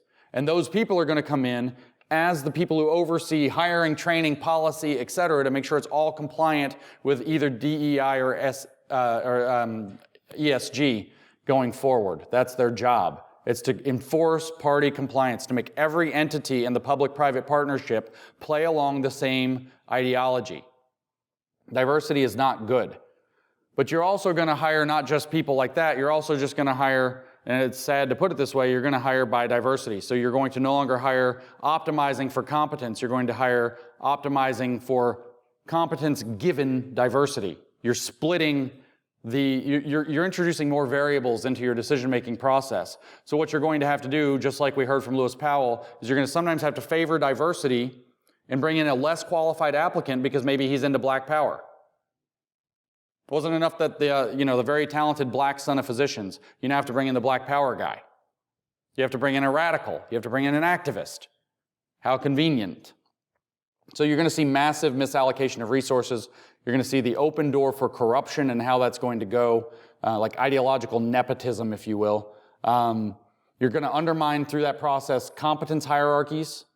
If you talk to any blue-collar person who works in any factory where there's any risk to their skin about the diversity hire that's their floor manager, you'll hear all about how the competence hierarchy has been undermined. They do not trust their manager. They do not trust the person who's overseeing the floor that can kill them if something goes bad. And they have good reasons to, because when you hire for a metric other than competence, that lack of trust, it doesn't matter if the person's actually qualified. The lack of trust comes in the ambiguity and the doubt of, was this person hired as a diversity hire? This also causes workers to lose motivation. I can't work hard and become a floor manager myself because I'm white. They're never going to give it to me. I'll never get that job. One of these Supreme Court cases that I've discussed, it was the Steelworkers versus Weber, if I'm not mistaken. The deal there was that they actually had hiring, they had a program to raise up from the lowest level to the higher levels of employment. And their deal was that they were admitting one white person for each black person that came in. But this is, it was a situation where something like 90-some-odd% of the employees were white. And so this creates, you could only get in as white if they had already let in a black person to equal out for you. So the program to advance was actually 50% black by definition. And that meant that a whole lot of people who were qualified possibly to go to this program to advance not just their own careers in their own interest, but in the terms of whatever the company's producing, the best talent, a lot of it's just getting excluded. And a lot of those people psychologically, when you look at the, as we said last night, motivation theory, they get demotivated. Why try? I can't qualify. I don't know what I can say about too much about whatever, but I will mention that I do know a college professor who, I don't want to name any names, but I do know a college professor who was told quietly that when he was hired in his professor job, his department head told him, or so I hear, you will never gain tenure here because you're a white man, and if you ever tell anybody that I said it's because you're a white man, I'll deny it and call you a racist. Accuse you of saying I do diversity hiring, which is a racist position to hold. It also, by the way, induces imposter syndrome. We talked about that last night. Same problem with equity appears in diversity more severely. People who think that their diversity might be diversity hires, that same ambiguity, that same lack of trust, it's not just I don't trust somebody else I think might be a diversity hire. I don't trust myself to be competent if I think I might be a diversity hire. You just like me because I'm pretty. You don't really respect my intelligence. You know, that's framing that in an older argument that would have come up. Same thing. Imposter syndrome, if I recall correctly, when I graduated with my PhD, 75% of PhDs had imposter syndrome. Imposter syndrome is the belief that it is the erroneous belief usually, that you are actually an imposter, that you're actually incompetent, and that it's only a matter of time until you're found out. It's in the paranoid spectrum. It seriously undercuts your ability to focus on your work, to do your best work, because you're constantly kind of undermining yourself. And I hear frequently from people who have been hired, who are in these categories, who believe that they are suffering, or that they are suffering from imposter syndrome until they do ridiculous amounts of tests with their employer to find out that they're not. Another undercutting, this is a story I heard from an academic, a master's student. He was black, and he started to get the impression that they weren't correcting his work very rigorously. So he, being an intelligent man, began to put mistakes in his work on purpose, which then did not get graded. They didn't get marked, and he kept getting great grades. Nobody would correct him because it would be against diversity, it would be racist, in fact, to correct a black person in his perspective. But he was putting intentional errors in his work. And then he graduated, and he was, he gets his degree. Now he has imposter syndrome because he knows his degree is kind of fake, and he goes to try to get jobs, so he has low confidence when he's interviewing, but it doesn't matter because when there's actually a skills demonstration, he can't do it because his skills were never sharpened by the program that was more concerned about his diversity feelings than it was about turning him into a competent professional who would actually become a success in his field, which would have actually served the ideas or the ideals that they claim to represent. So this doesn't perfectly fit here, but we got to do a let's go Brandon alley-oop. The woke have 2 rule books. Brandon asked earlier, can you talk about how the woke have 2 rule books? It really fits in inclusion, so everybody but Brandon will get a good dose of it tomorrow. But I'll mention it here. This really is kind of the diversity and inclusion axis is where the 2 sets of rule books come in. They have the rules for themselves, which is that if you qualify as authentically diverse, you get special treatment. And if you qualify as privileged in some way, then you get special punishment. Ultimately, this is a justification, and this is where the inclusion part is going to be very interesting, for the enactment of repressive tolerance, which was Marcuse's idea for how to overthrow a situation, which is to make only one side have advantages and to constantly disadvantage the other side. So what you have to understand is that people who are regarded as diverse have a set of rules that's not the same set of rules of you that you would have if you're not considered diverse. And why does this matter? Because people think that this is hypocrisy. It is not. It is intentional strategy. It is a demoralizing strategy, as a matter of fact, to give certain people special privileges for what amounts to a bad or arbitrary reason. The 2 sets of rule books, or the hypocrisy, as it were, is the point. It is a deliberate strategy. And from the position of thinking in terms of power dynamics, not to be cruel, or unfair, I should say, not to be uncharitable, I can represent the argument correctly, I can steelman it. From the view of power dynamics, if you think only in terms of power dynamics, having 2 sets of rule books is necessary. They call it leveling the playing field, because they believe that the playing field is inherently unlevel. And so you already have segregation, you already have discrimination, you already have bias, you already have racialization. So now you have to deracialize by bringing up race to level the playing field. You have to desegregate by segregating groups to level the playing field, because that power dynamic's beating on people all the time. So you create 2 sets of rule books in order to level the playing field. Their argument always boils down to bias already exists, so we're going to favor our bias. If we're all biased, if there's no neutrality, we heard that, there's no neutral position. We heard that from Fredrickson, we know it from D'Angelo and Kendi, etc. We know it's core to critical race theory that there is no neutral. We heard it from Bidall, we heard it from Judith Katz. The same idea again and again and again. You absolutely have to correct for that if you've adopted this mindset. Their idea is bias is everywhere. And the only way to fix the fact that bias is everywhere is to lean into biases that intentionally fix the problem, which is neo-socialism. It's socialism applied to all the axes of identity, not just economics. Same thing. We're going to now redistribute the material resources in old school socialism, vulgar socialism. In neo-socialism, we're going to redistribute privilege. And we're going to enforce that to create a level playing field. By how? By adjusting shares so that citizens are made equal. That was the equity part we saw last night. So the 2 sets of rulebooks is an intentional strategy. It gives them an advantage, and it also makes people who are disadvantaged by it demoralized. It is to create an entirely new sensibility in the way that we approach society, where we have to think that power is relevant to everything. And as you think about that more and more, thinking in terms of power, I would say, is probably one of the most corrupting things you can do. It corrupts your entire mentality. It brings everything into a cynical analysis. If somebody gives me something, I have to start like you give me a nice bottle of wine, and I have to think, what's his ulterior motive? What did you really want out of it? That's the critical mentality. You benefit from this somehow. What's your angle?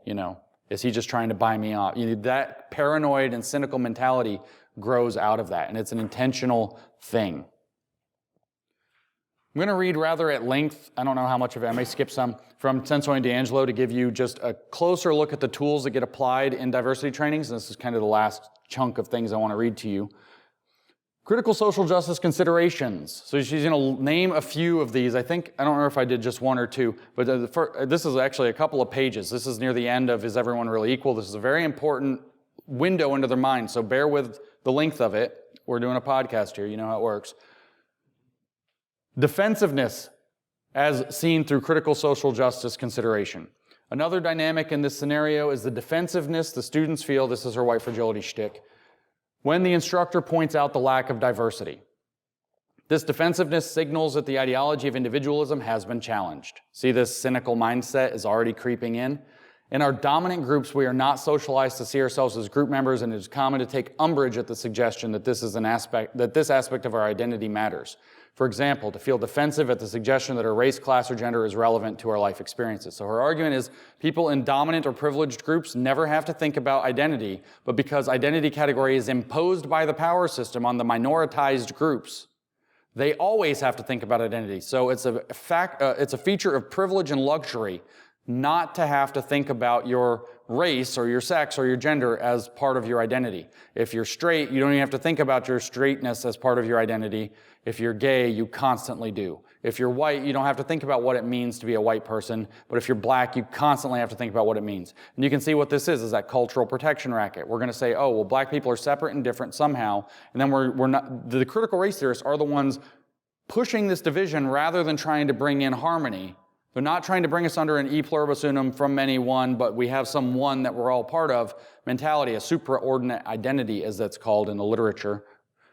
We're not going to do that anymore. Now we're going to divide, but we're going to say we have to divide because of iron law of woke projection. We have to divide because the power is already dividing us. That's what she's talking about here. To point out the relevance of our group memberships is to challenge a privilege to which we often feel entitled. The privilege to see ourselves and to be seen by others as individuals outside of social groups. Now remember, she's analyzing the idea of defensiveness. So this is a diversity training manual in education. And what I'm saying is this is what happens in diversity training. People are going to get told that they're racist, blah, blah, blah. They're going to get defensive. And she's trying to say your defensiveness is just another manifestation of your power. So you're guilty by the fact that you don't like having been called something that you might not actually be. Your false accusation, supposing it's false, incensing you, is proof that it wasn't false. That's the Kafka trap that you've probably heard of.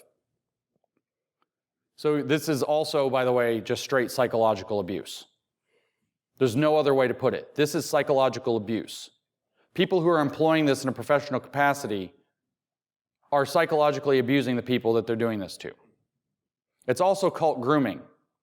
They're giving you cult ideology, and they're saying your defensiveness to accepting this is a flaw with you, to create the vulnerability in you that can then be resolved by accepting the doctrine. That's textbook cult indoctrination. Generate vulnerability, give the way out of that discomfort through doctrine, through the acceptance and promotion of doctrine. Then twist the ratchet and make it tighter the next time. Twist the ratchet and make it tighter the next time. Here, literally undermining the idea that you can disagree without it being a symptom of an underlying disease. Remember, Judith Katz said, and Patricia Vidal said that it's schizophrenia. The student's defensiveness also indicates that they are coming from a good-bad binary. The teacher has raised the issue of race, among other things, and implied that something is racially problematic about the demographics of the class. Unfortunately, the defensiveness indicates that they might not be as open to the discussion as they could be, and this makes it harder for the instructor to broach it. See, you're making it hard for me to do my job. You being defensive is just slowing me down. It's just psychological abuse. The defensiveness also sends an unwelcoming message to everyone else in the room who may want to engage constructively with the issue. See, you're just holding everybody else back. You're the problem. Everybody here wants to go along. You're the problem. This invokes a kind of version of what's known as the Abilene paradox.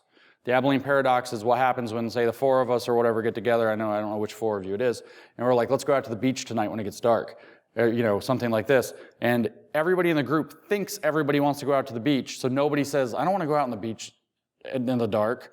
But nobody actually wants to go out on the beach in the dark.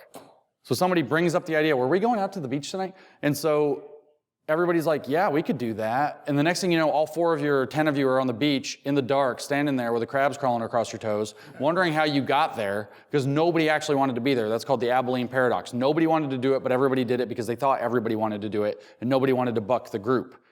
Here we see that employed intentionally as a lever. The whole group wants to engage with this diversity, and you're holding us up by objecting. Don't object. Your defensiveness is a symptom of you trying to preserve your privilege. You're the problem. We all want to do this. It's a weaponization of that psychology. Of course, we don't mean to imply that defensiveness is not normal or temporary, or that the students are not open to discussion at all, but defensiveness in this context is an indication of a dominant worldview. This is how diversity training thinks. This is what they're teaching people to think. Defensiveness is an indication of a dominant worldview. You're only defensive because you're privileged. And you don't want to give that up. You terrible, selfish, greedy person. You only didn't get the vaccine because you're selfish. Same mentality applied in a different domain for divide and conquer, for vicious scapegoating of the outgroup that it creates.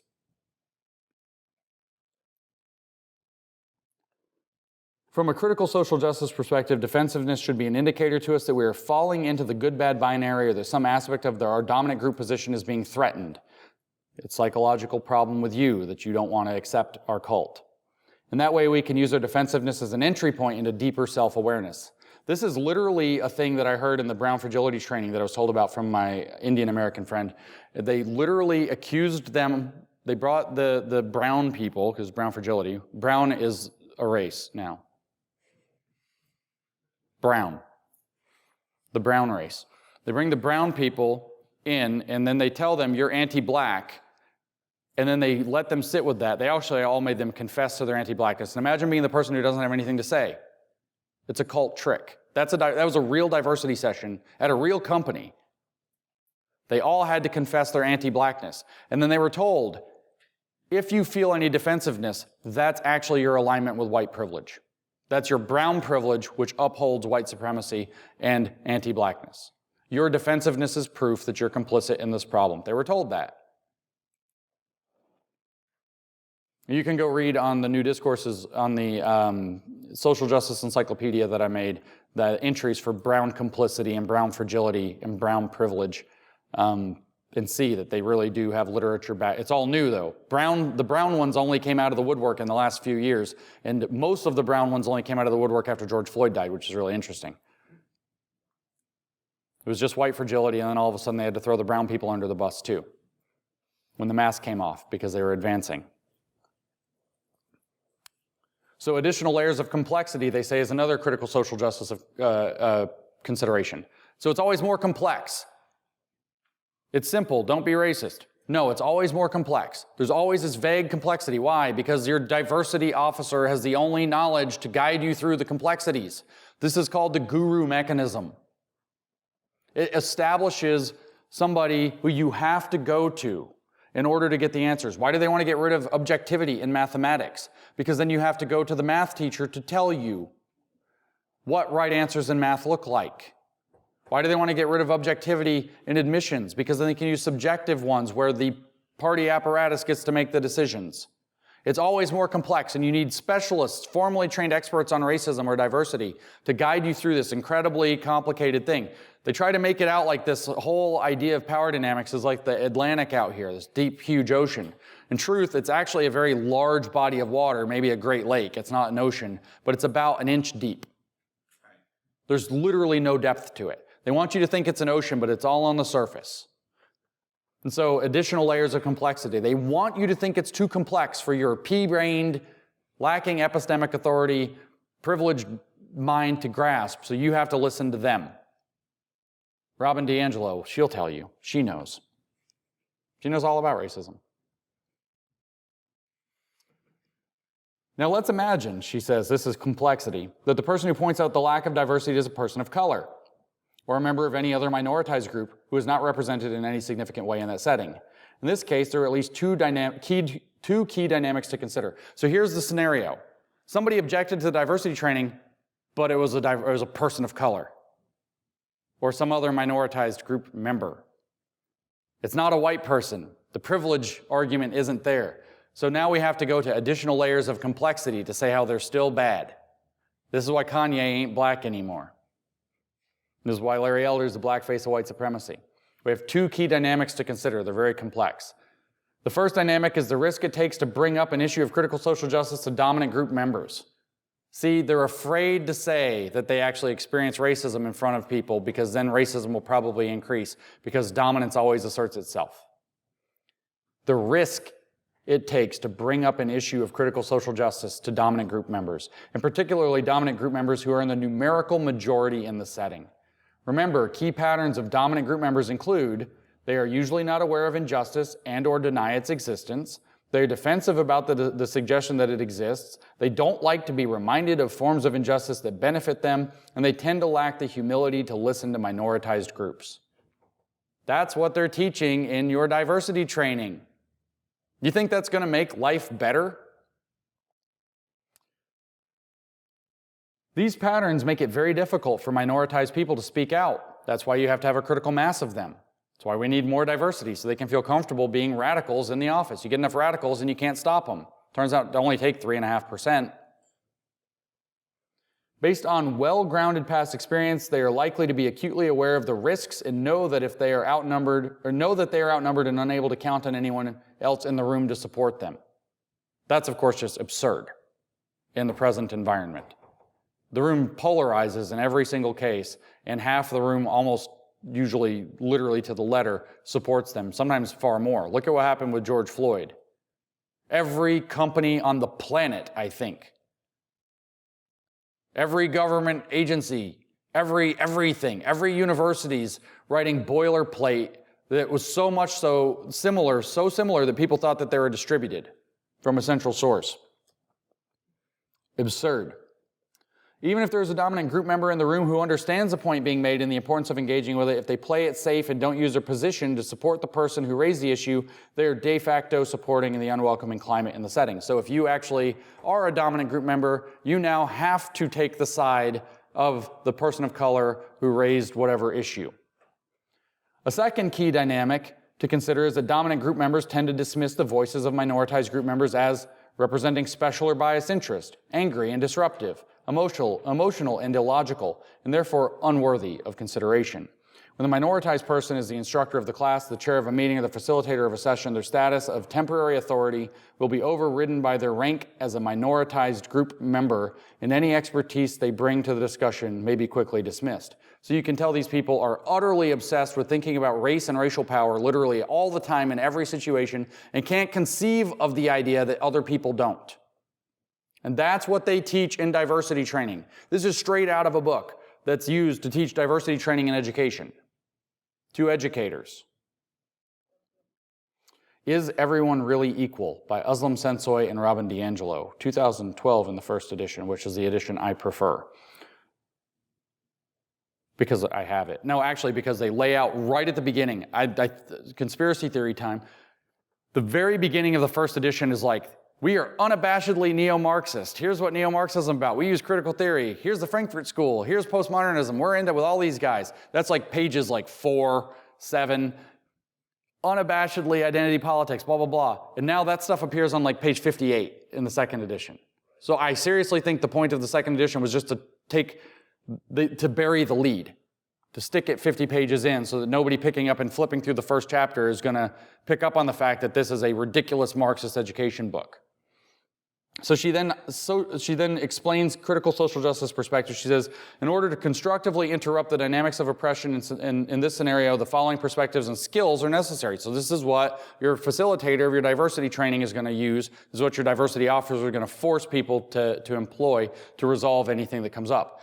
See at the group level and understand the saliency of your group memberships. So now we're thinking in group collectives that don't get along. You're polarizing and balkanizing the environment. Recognize that color blindness hides rather than addresses social injustice. So now we're going to enforce race consciousness. Recognize what is lost in homogeneity. So now we have multiculturalism.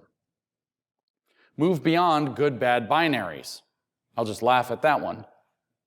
Work from the knowledge that the societal default is oppression. Start with believing everything is oppression, that there are no spaces free of it. Thus, the question becomes, how is it manifesting here rather than is it manifesting here? So the assumption is that oppression is happening. Your job is to find it, to turn you into a critical theorist, to awaken your critical consciousness. Relevant critical social justice skills, lower any defensiveness you may be feeling. Come to the dark side. Give in to your anger. Come to the dark side. There's power here. What a mythology. Educate yourself about groups you have been separated from. Robin DiAngelo has strange groups of friends. Build authentic cross-group relationships. Remember I was talking about critical authenticity? Authentic means committed, ongoing, and mutual relationships and does not mean seeking out a lone member of the minoritized group to educate you. So in other words, you have to have an authentic relationship based in the awareness of the critical theory without having them teach you the critical theory. So the big takeaways you can see from a real diversity training book is that this is emotionally abusive It's all based in unfalsifiable assertions, because to dispute it is being defensive or to ignore complexity. And that being a formally trained expert in whether it's critical diversity or anti-racism or whatever it is, means having this perspective, so you have to be the person hired. You have to be the person in charge of this. You have to be the person that's going to facilitate this. The bigger picture look then is that the push for diversity, which opens the gates to the push for critical diversity, is nested within the older multiculturalism movement. That was the kind of impetus, and we're going to see now identity characteristics as cultures, and rather than try to melting pot those away with e pluribus unum or appeal to superordinate identities. America's really beautiful, by the way. If you didn't realize the magic, there are many magics of America, but one of them is that you can come here with whatever, if you're an immigrant, for example, or you can be of whatever cultural background that you want, and you can continue, you can, you know, have your, you can think Puerto Rican Flag Day, your Puerto Rican, I'm thinking, Seinfeld popped into my head, so we're thinking of the Puerto Rican Day Parade episode. You can have your cultural identity and keep it and be American. Critical theories, especially critical race theory, take the approach from W.E.B. Du Bois, where he wrote in The Souls of Black Folk, which, by the way, was written in 1903, which means it might have been written in slightly different racial conditions. He says, he asks the open question in the opening part of The Souls of Black Folks, how is it possible to be, or is it possible to be an American and a Negro? In other words, that's a separate culture entirely. The diversity industry actually works to undermine the idea that, yeah, you can have certain elements that are unique to your culture, but we're all American together, e pluribus unum, and replace it with a fragmented multicultural approach where protected classes that are in the minoritized group are going to have all of their cultural artifacts protected through things like cultural appropriation bans and so on, and claims of any disagreements being cultural racism and to browbeat people that way, and getting away from, therefore, anything that brings people together or unifies them. So it is division by race. The Marxists actually have this right. The old school Marxists on the World Socialist website they have dozens of unbelievably scathing articles on critical race theory on their site. Old school Marxists and neo-Marxists don't really get along. And they say that they're against critical race theory because the intent is workers of the world unite, not races of the world divide. They see very clearly that this is conflict theory being applied for them, and it's the right conflict theory applied in the wrong domain, which fractures the possibility of worker solidarity, which is how their entire theory proceeds. So they understand that it's divisive.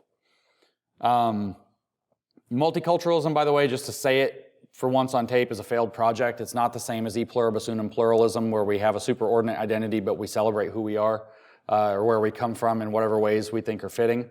It's in fact identity balkanization, identity tribalism, and these critical approaches to diversity encourage that within the institution, within the entire population. It is therefore a neo-Marxist, an identity Marxist breeding ground. It's very easy for them to colonize anything that takes up even a friendly version of kind of a multicultural approach, because they're going to then come in and frame the differences between the identity groups as cultures, and saying that those cultures were shaped by the structurally determinant effects of systemic power. Oh, the systems of power and all that complexity, that's why we have different cultures. And that's why we have to protect the threatened cultures from integration or whatever, and instead rely on inclusivity or inclusion as a weird, different project to approach rather than integrating. It's a failed project. Of course, the bigger picture is also that diversity, I've already mentioned it, so I won't beat on it, is all about getting your good ESG score, and that's a big driver. But I want to talk for a minute about another mentality based in the both multiculturalism and ESG world that recently came on my radar, which is the concept of a global citizen. The diversity project writ largest is global citizenry. There's no such thing as a global citizen. Let me say that again. You'll hear this from all of these people. When I went on the Dr. Phil, that's how I realized this. They said uncannily many times, the people representing the critical race theory side, they said, oh, this is to make our kids global citizens. I want to be a good global citizen. They said global citizen so many times, I wondered if it came from some central scripting.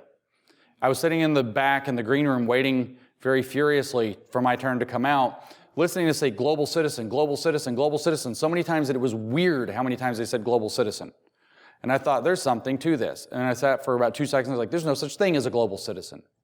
Because a citizen is somebody who has protected rights under a sovereign. They have full participation within that entity. The globe does not have such a thing. We do not have a global government that provides the benefits and duties of citizenship to everybody on the planet. It's a fake buzzword. It does not mean, oh, I'm a person who lives on this planet where we can get on planes and travel. It means let's start priming and operationalizing the environment to get people to think in terms of global citizenship, so when we propose a global government, we're like, oh, that makes sense. Because we're already global citizens. Of course, global citizens need representation in a global government. The diversity project writ largest is the global citizenry, thus one global government project, global sovereignty project. That will be your stakeholders, your public-private partnership, whatever it is. We're going to enforce this through Sustainable Development Goals and ESG, environmental, social, and governance metrics. So what can be done about this diversity mess? I don't want to end on such a dour, scary, negative note, but we're almost done. Mostly you need to avoid diversity. If you're running a company, don't have a diversity program. Why? Even though there's benefits to real diversity. And we'll come back to that in a second. Because the word's been captured and tainted. It's very difficult to play in a rhetorical playing field that has been captured by a very ideologically motivated and intolerant movement. It's very difficult to use the words that they own in some other way to try to trick them with language. They are better at the word game than most of you. Don't use diversity. Don't have a diversity program. Vivek's answer in Woke Inc. is to offer other values besides DEI and to dilute DEI to irrelevance. Things like merit, outcomes. I forgot what he actually lists. We should all look it up. Everybody go read Woke Inc. Other values. Embrace those. Responsibility is the kryptonite to their entire movement. So make your diversity or your diversity arm actually a responsibility arm, an accountability arm in terms of real accountability, meaning that we're going to take responsibility for our actions, and if we don't, we're going to be held accountable like you don't work here anymore. In general, this is a bigger point, more broadly, you don't want to lend a hand to authoritarianism any more than you absolutely have to get by. And I've added that last qualifier because if it's in the dark, we go all the way into the dark, you do have to do what you have to do to get by. If we actually enter into totalitarianism, the rules change. We are not entered into totalitarianism. We are at the cusp. And so we still have enough freedom where it is not a good idea to lend energy to authoritarianism. So with diversity, don't use the word diversity, they own that. But more kind of importantly, not to get off topic from DEI or poison this lecture or whatever with something, don't get a fake vaccine card so that you can get your vaccine passport without having to get the vaccine. Yeah, you tricked the system. Yeah, you got away with it. Yeah, you get to have all the privileges of people, but you didn't do it. That's what you do when you're under actual tyranny, because you have to. When you don't have actual tyranny, you're condoning the idea of the passport in the first place. You're participating in the creation of the tyranny, if the tyranny is not already here, to go along ahead of time. Using a diversity, equity, and inclusion program that you're just going to define it differently and you're going to get away with it, that'll work in a small business, by the way. You actually mean something different by DEI, you're going to do that, and you're going to call it that, and everybody's going to leave you alone because you have one. And most times, most people aren't going to look too close, and you can get away with it for a while, and you can play the BS rhetoric game. DEI is a totalitarian takeover of your organization. Don't lend it legitimacy. Reject it entirely. And you won't get away with it forever, because if you get big enough, you're going to get an ESG officer forced on you who's going to bust you in the end, and they're going to completely revamp everything you're doing, and it's going to be a catastrophe. Or somebody's going to figure you out and create their PR nightmare around you, and you're going to have to deal with that, and you better be real strong in those values instead that you should have called by their right names in the first place. So outright defiance when you don't have tyranny is a better way. It's also more honest. If you are going to use diversity, though, and you want to play, whether it's playing that linguistic game or just satisfying a checkbox, or you feel like it's important for some reason, or you actually want to tap into the benefits that an actual diversity program would bring, I urge you to focus only on what I would call functional diversity. purposed diversity. You have to have a reason.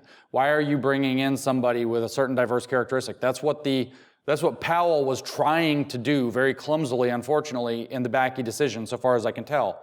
He was saying we want to bring in people, we want farm boys, we want Bostonians, we want violinists, we want classicists, we want physicists. We want actual different perspectives as a function. So you have a goal orientation in mind. Our company is trying to do X. We need people with different perspectives relevant to X in order to optimize that. That kind of diversity is beneficial. And if you want to call that your diversity program, playing the risky language game, fine. If you want to call it something else but focus on that, that's the way to go. But like I said, just as a kind of super positive last statement, other than e pluribus unum, which is the correct answer to diversity, it's already the best diversity program ever created, most successful also, but the easiest way to deal with these diversity cajolers, not the managers. So if you have some employee at a business that comes in and says, I think we need to have more diverse hiring, is to hand them the one thing they like the least, responsibility, with accountability attached. You will almost never find a woke person that's highly responsible ever.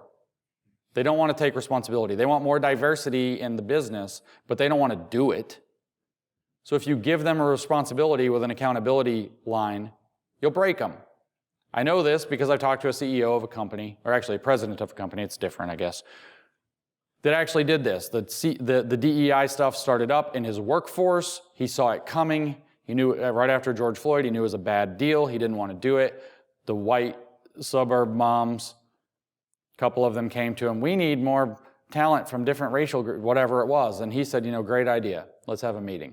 Pulls him into the office, talks to him, is like, it's your job now. You're right. There's probably talent out there that we aren't even reaching. And if we find that, it's going to advance our company, it's going to make us a lot of money, we're going to do our job better. It is your job to find those people, this many, by this date. If you do, you get a promotion and a title. If you don't, you're fired. What do you think suburban moms did? They quit within 2 weeks. They didn't want the responsibility. They wanted to agitate. You want to understand that a lot of times the people asking for this aren't actually all that serious about it. They're not serious enough to put their money where their mouth is. They don't want to do it. They know it's hard. They don't want the responsibility. They want to outsource that responsibility.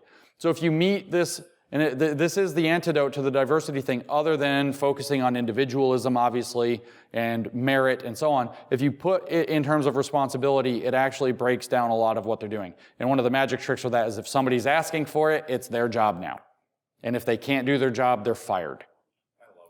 It works. It's absolutely brutal. The biggest thing, though, of course, the answer is what the critical race theorists and like Robin DiAngelo says is wrong. Individualism equipped with colorblind equality is the way. So when I was on Dr. Phil, that nobody has seen yet, I can tell you, Dr. Phil was like, well, what are you going to replace it with if you don't do the critical race theory? And I was like, colorblind equality. And it was like the whole critical race theory side started to have, I can't do the wrong movements because they'll be trumped. But they were like, whoops, I did it. Take that. Orange Man good. The truth is, though, that if we focus on people as individuals and look at them in terms of exactly what, at the beginning of this lecture, DiAngelo said is the problem, then you have the right answer. Look at people as individuals who have unique talents, unique personalities, unique character, unique merits, unique something to bring to the table that doesn't have anything to do, most of the time, with what they look like. Although there is some, of course, statistical correlation with what you happen to look like and what culture that you might have grown up in, and there's sometimes cultural relevance. You always want to think of people in terms of individuals. You don't want to think in terms of power dynamics if you must take in a group analysis. If groups have to be relevant for some decision that comes across, do not say that the group is defined in terms of a power dynamic that's vague and cartoonish and based in stereotypes that really mostly went out of style 5 decades ago, that are being kept on life support by agitators and activists who wish the world worked that way so that they can create conflict that will allow them to have a revolution, and that revolution might happen in your group, in your affinity, or your workplace, or in the society writ large. So honor the individual. Start thinking, I'm going to talk a lot more about it tomorrow at the end of After Inclusion, a lot more about e pluribus unum as a fundamental American value. It's on every single coin for a reason. From many, one. That one part is really important. We recognize the many, but at the end of the day, we're one. The goal with this critical DEI or critical diversity is from one, many. It gets it backwards. So think about that. Bring that to whatever discussions you have. Bring that to the people you talk to. Bring that to your organization. Why are we not focusing on some unifying identity like, hey, we all work here. Hey, we're all focused on the mission of the organization. Hey, we all want to teach kids or whatever it happens to be. And we come together as that, hey, we're all Americans too. Why don't we have a barbecue later and, wave flags and stuff? That's the answer to diversity.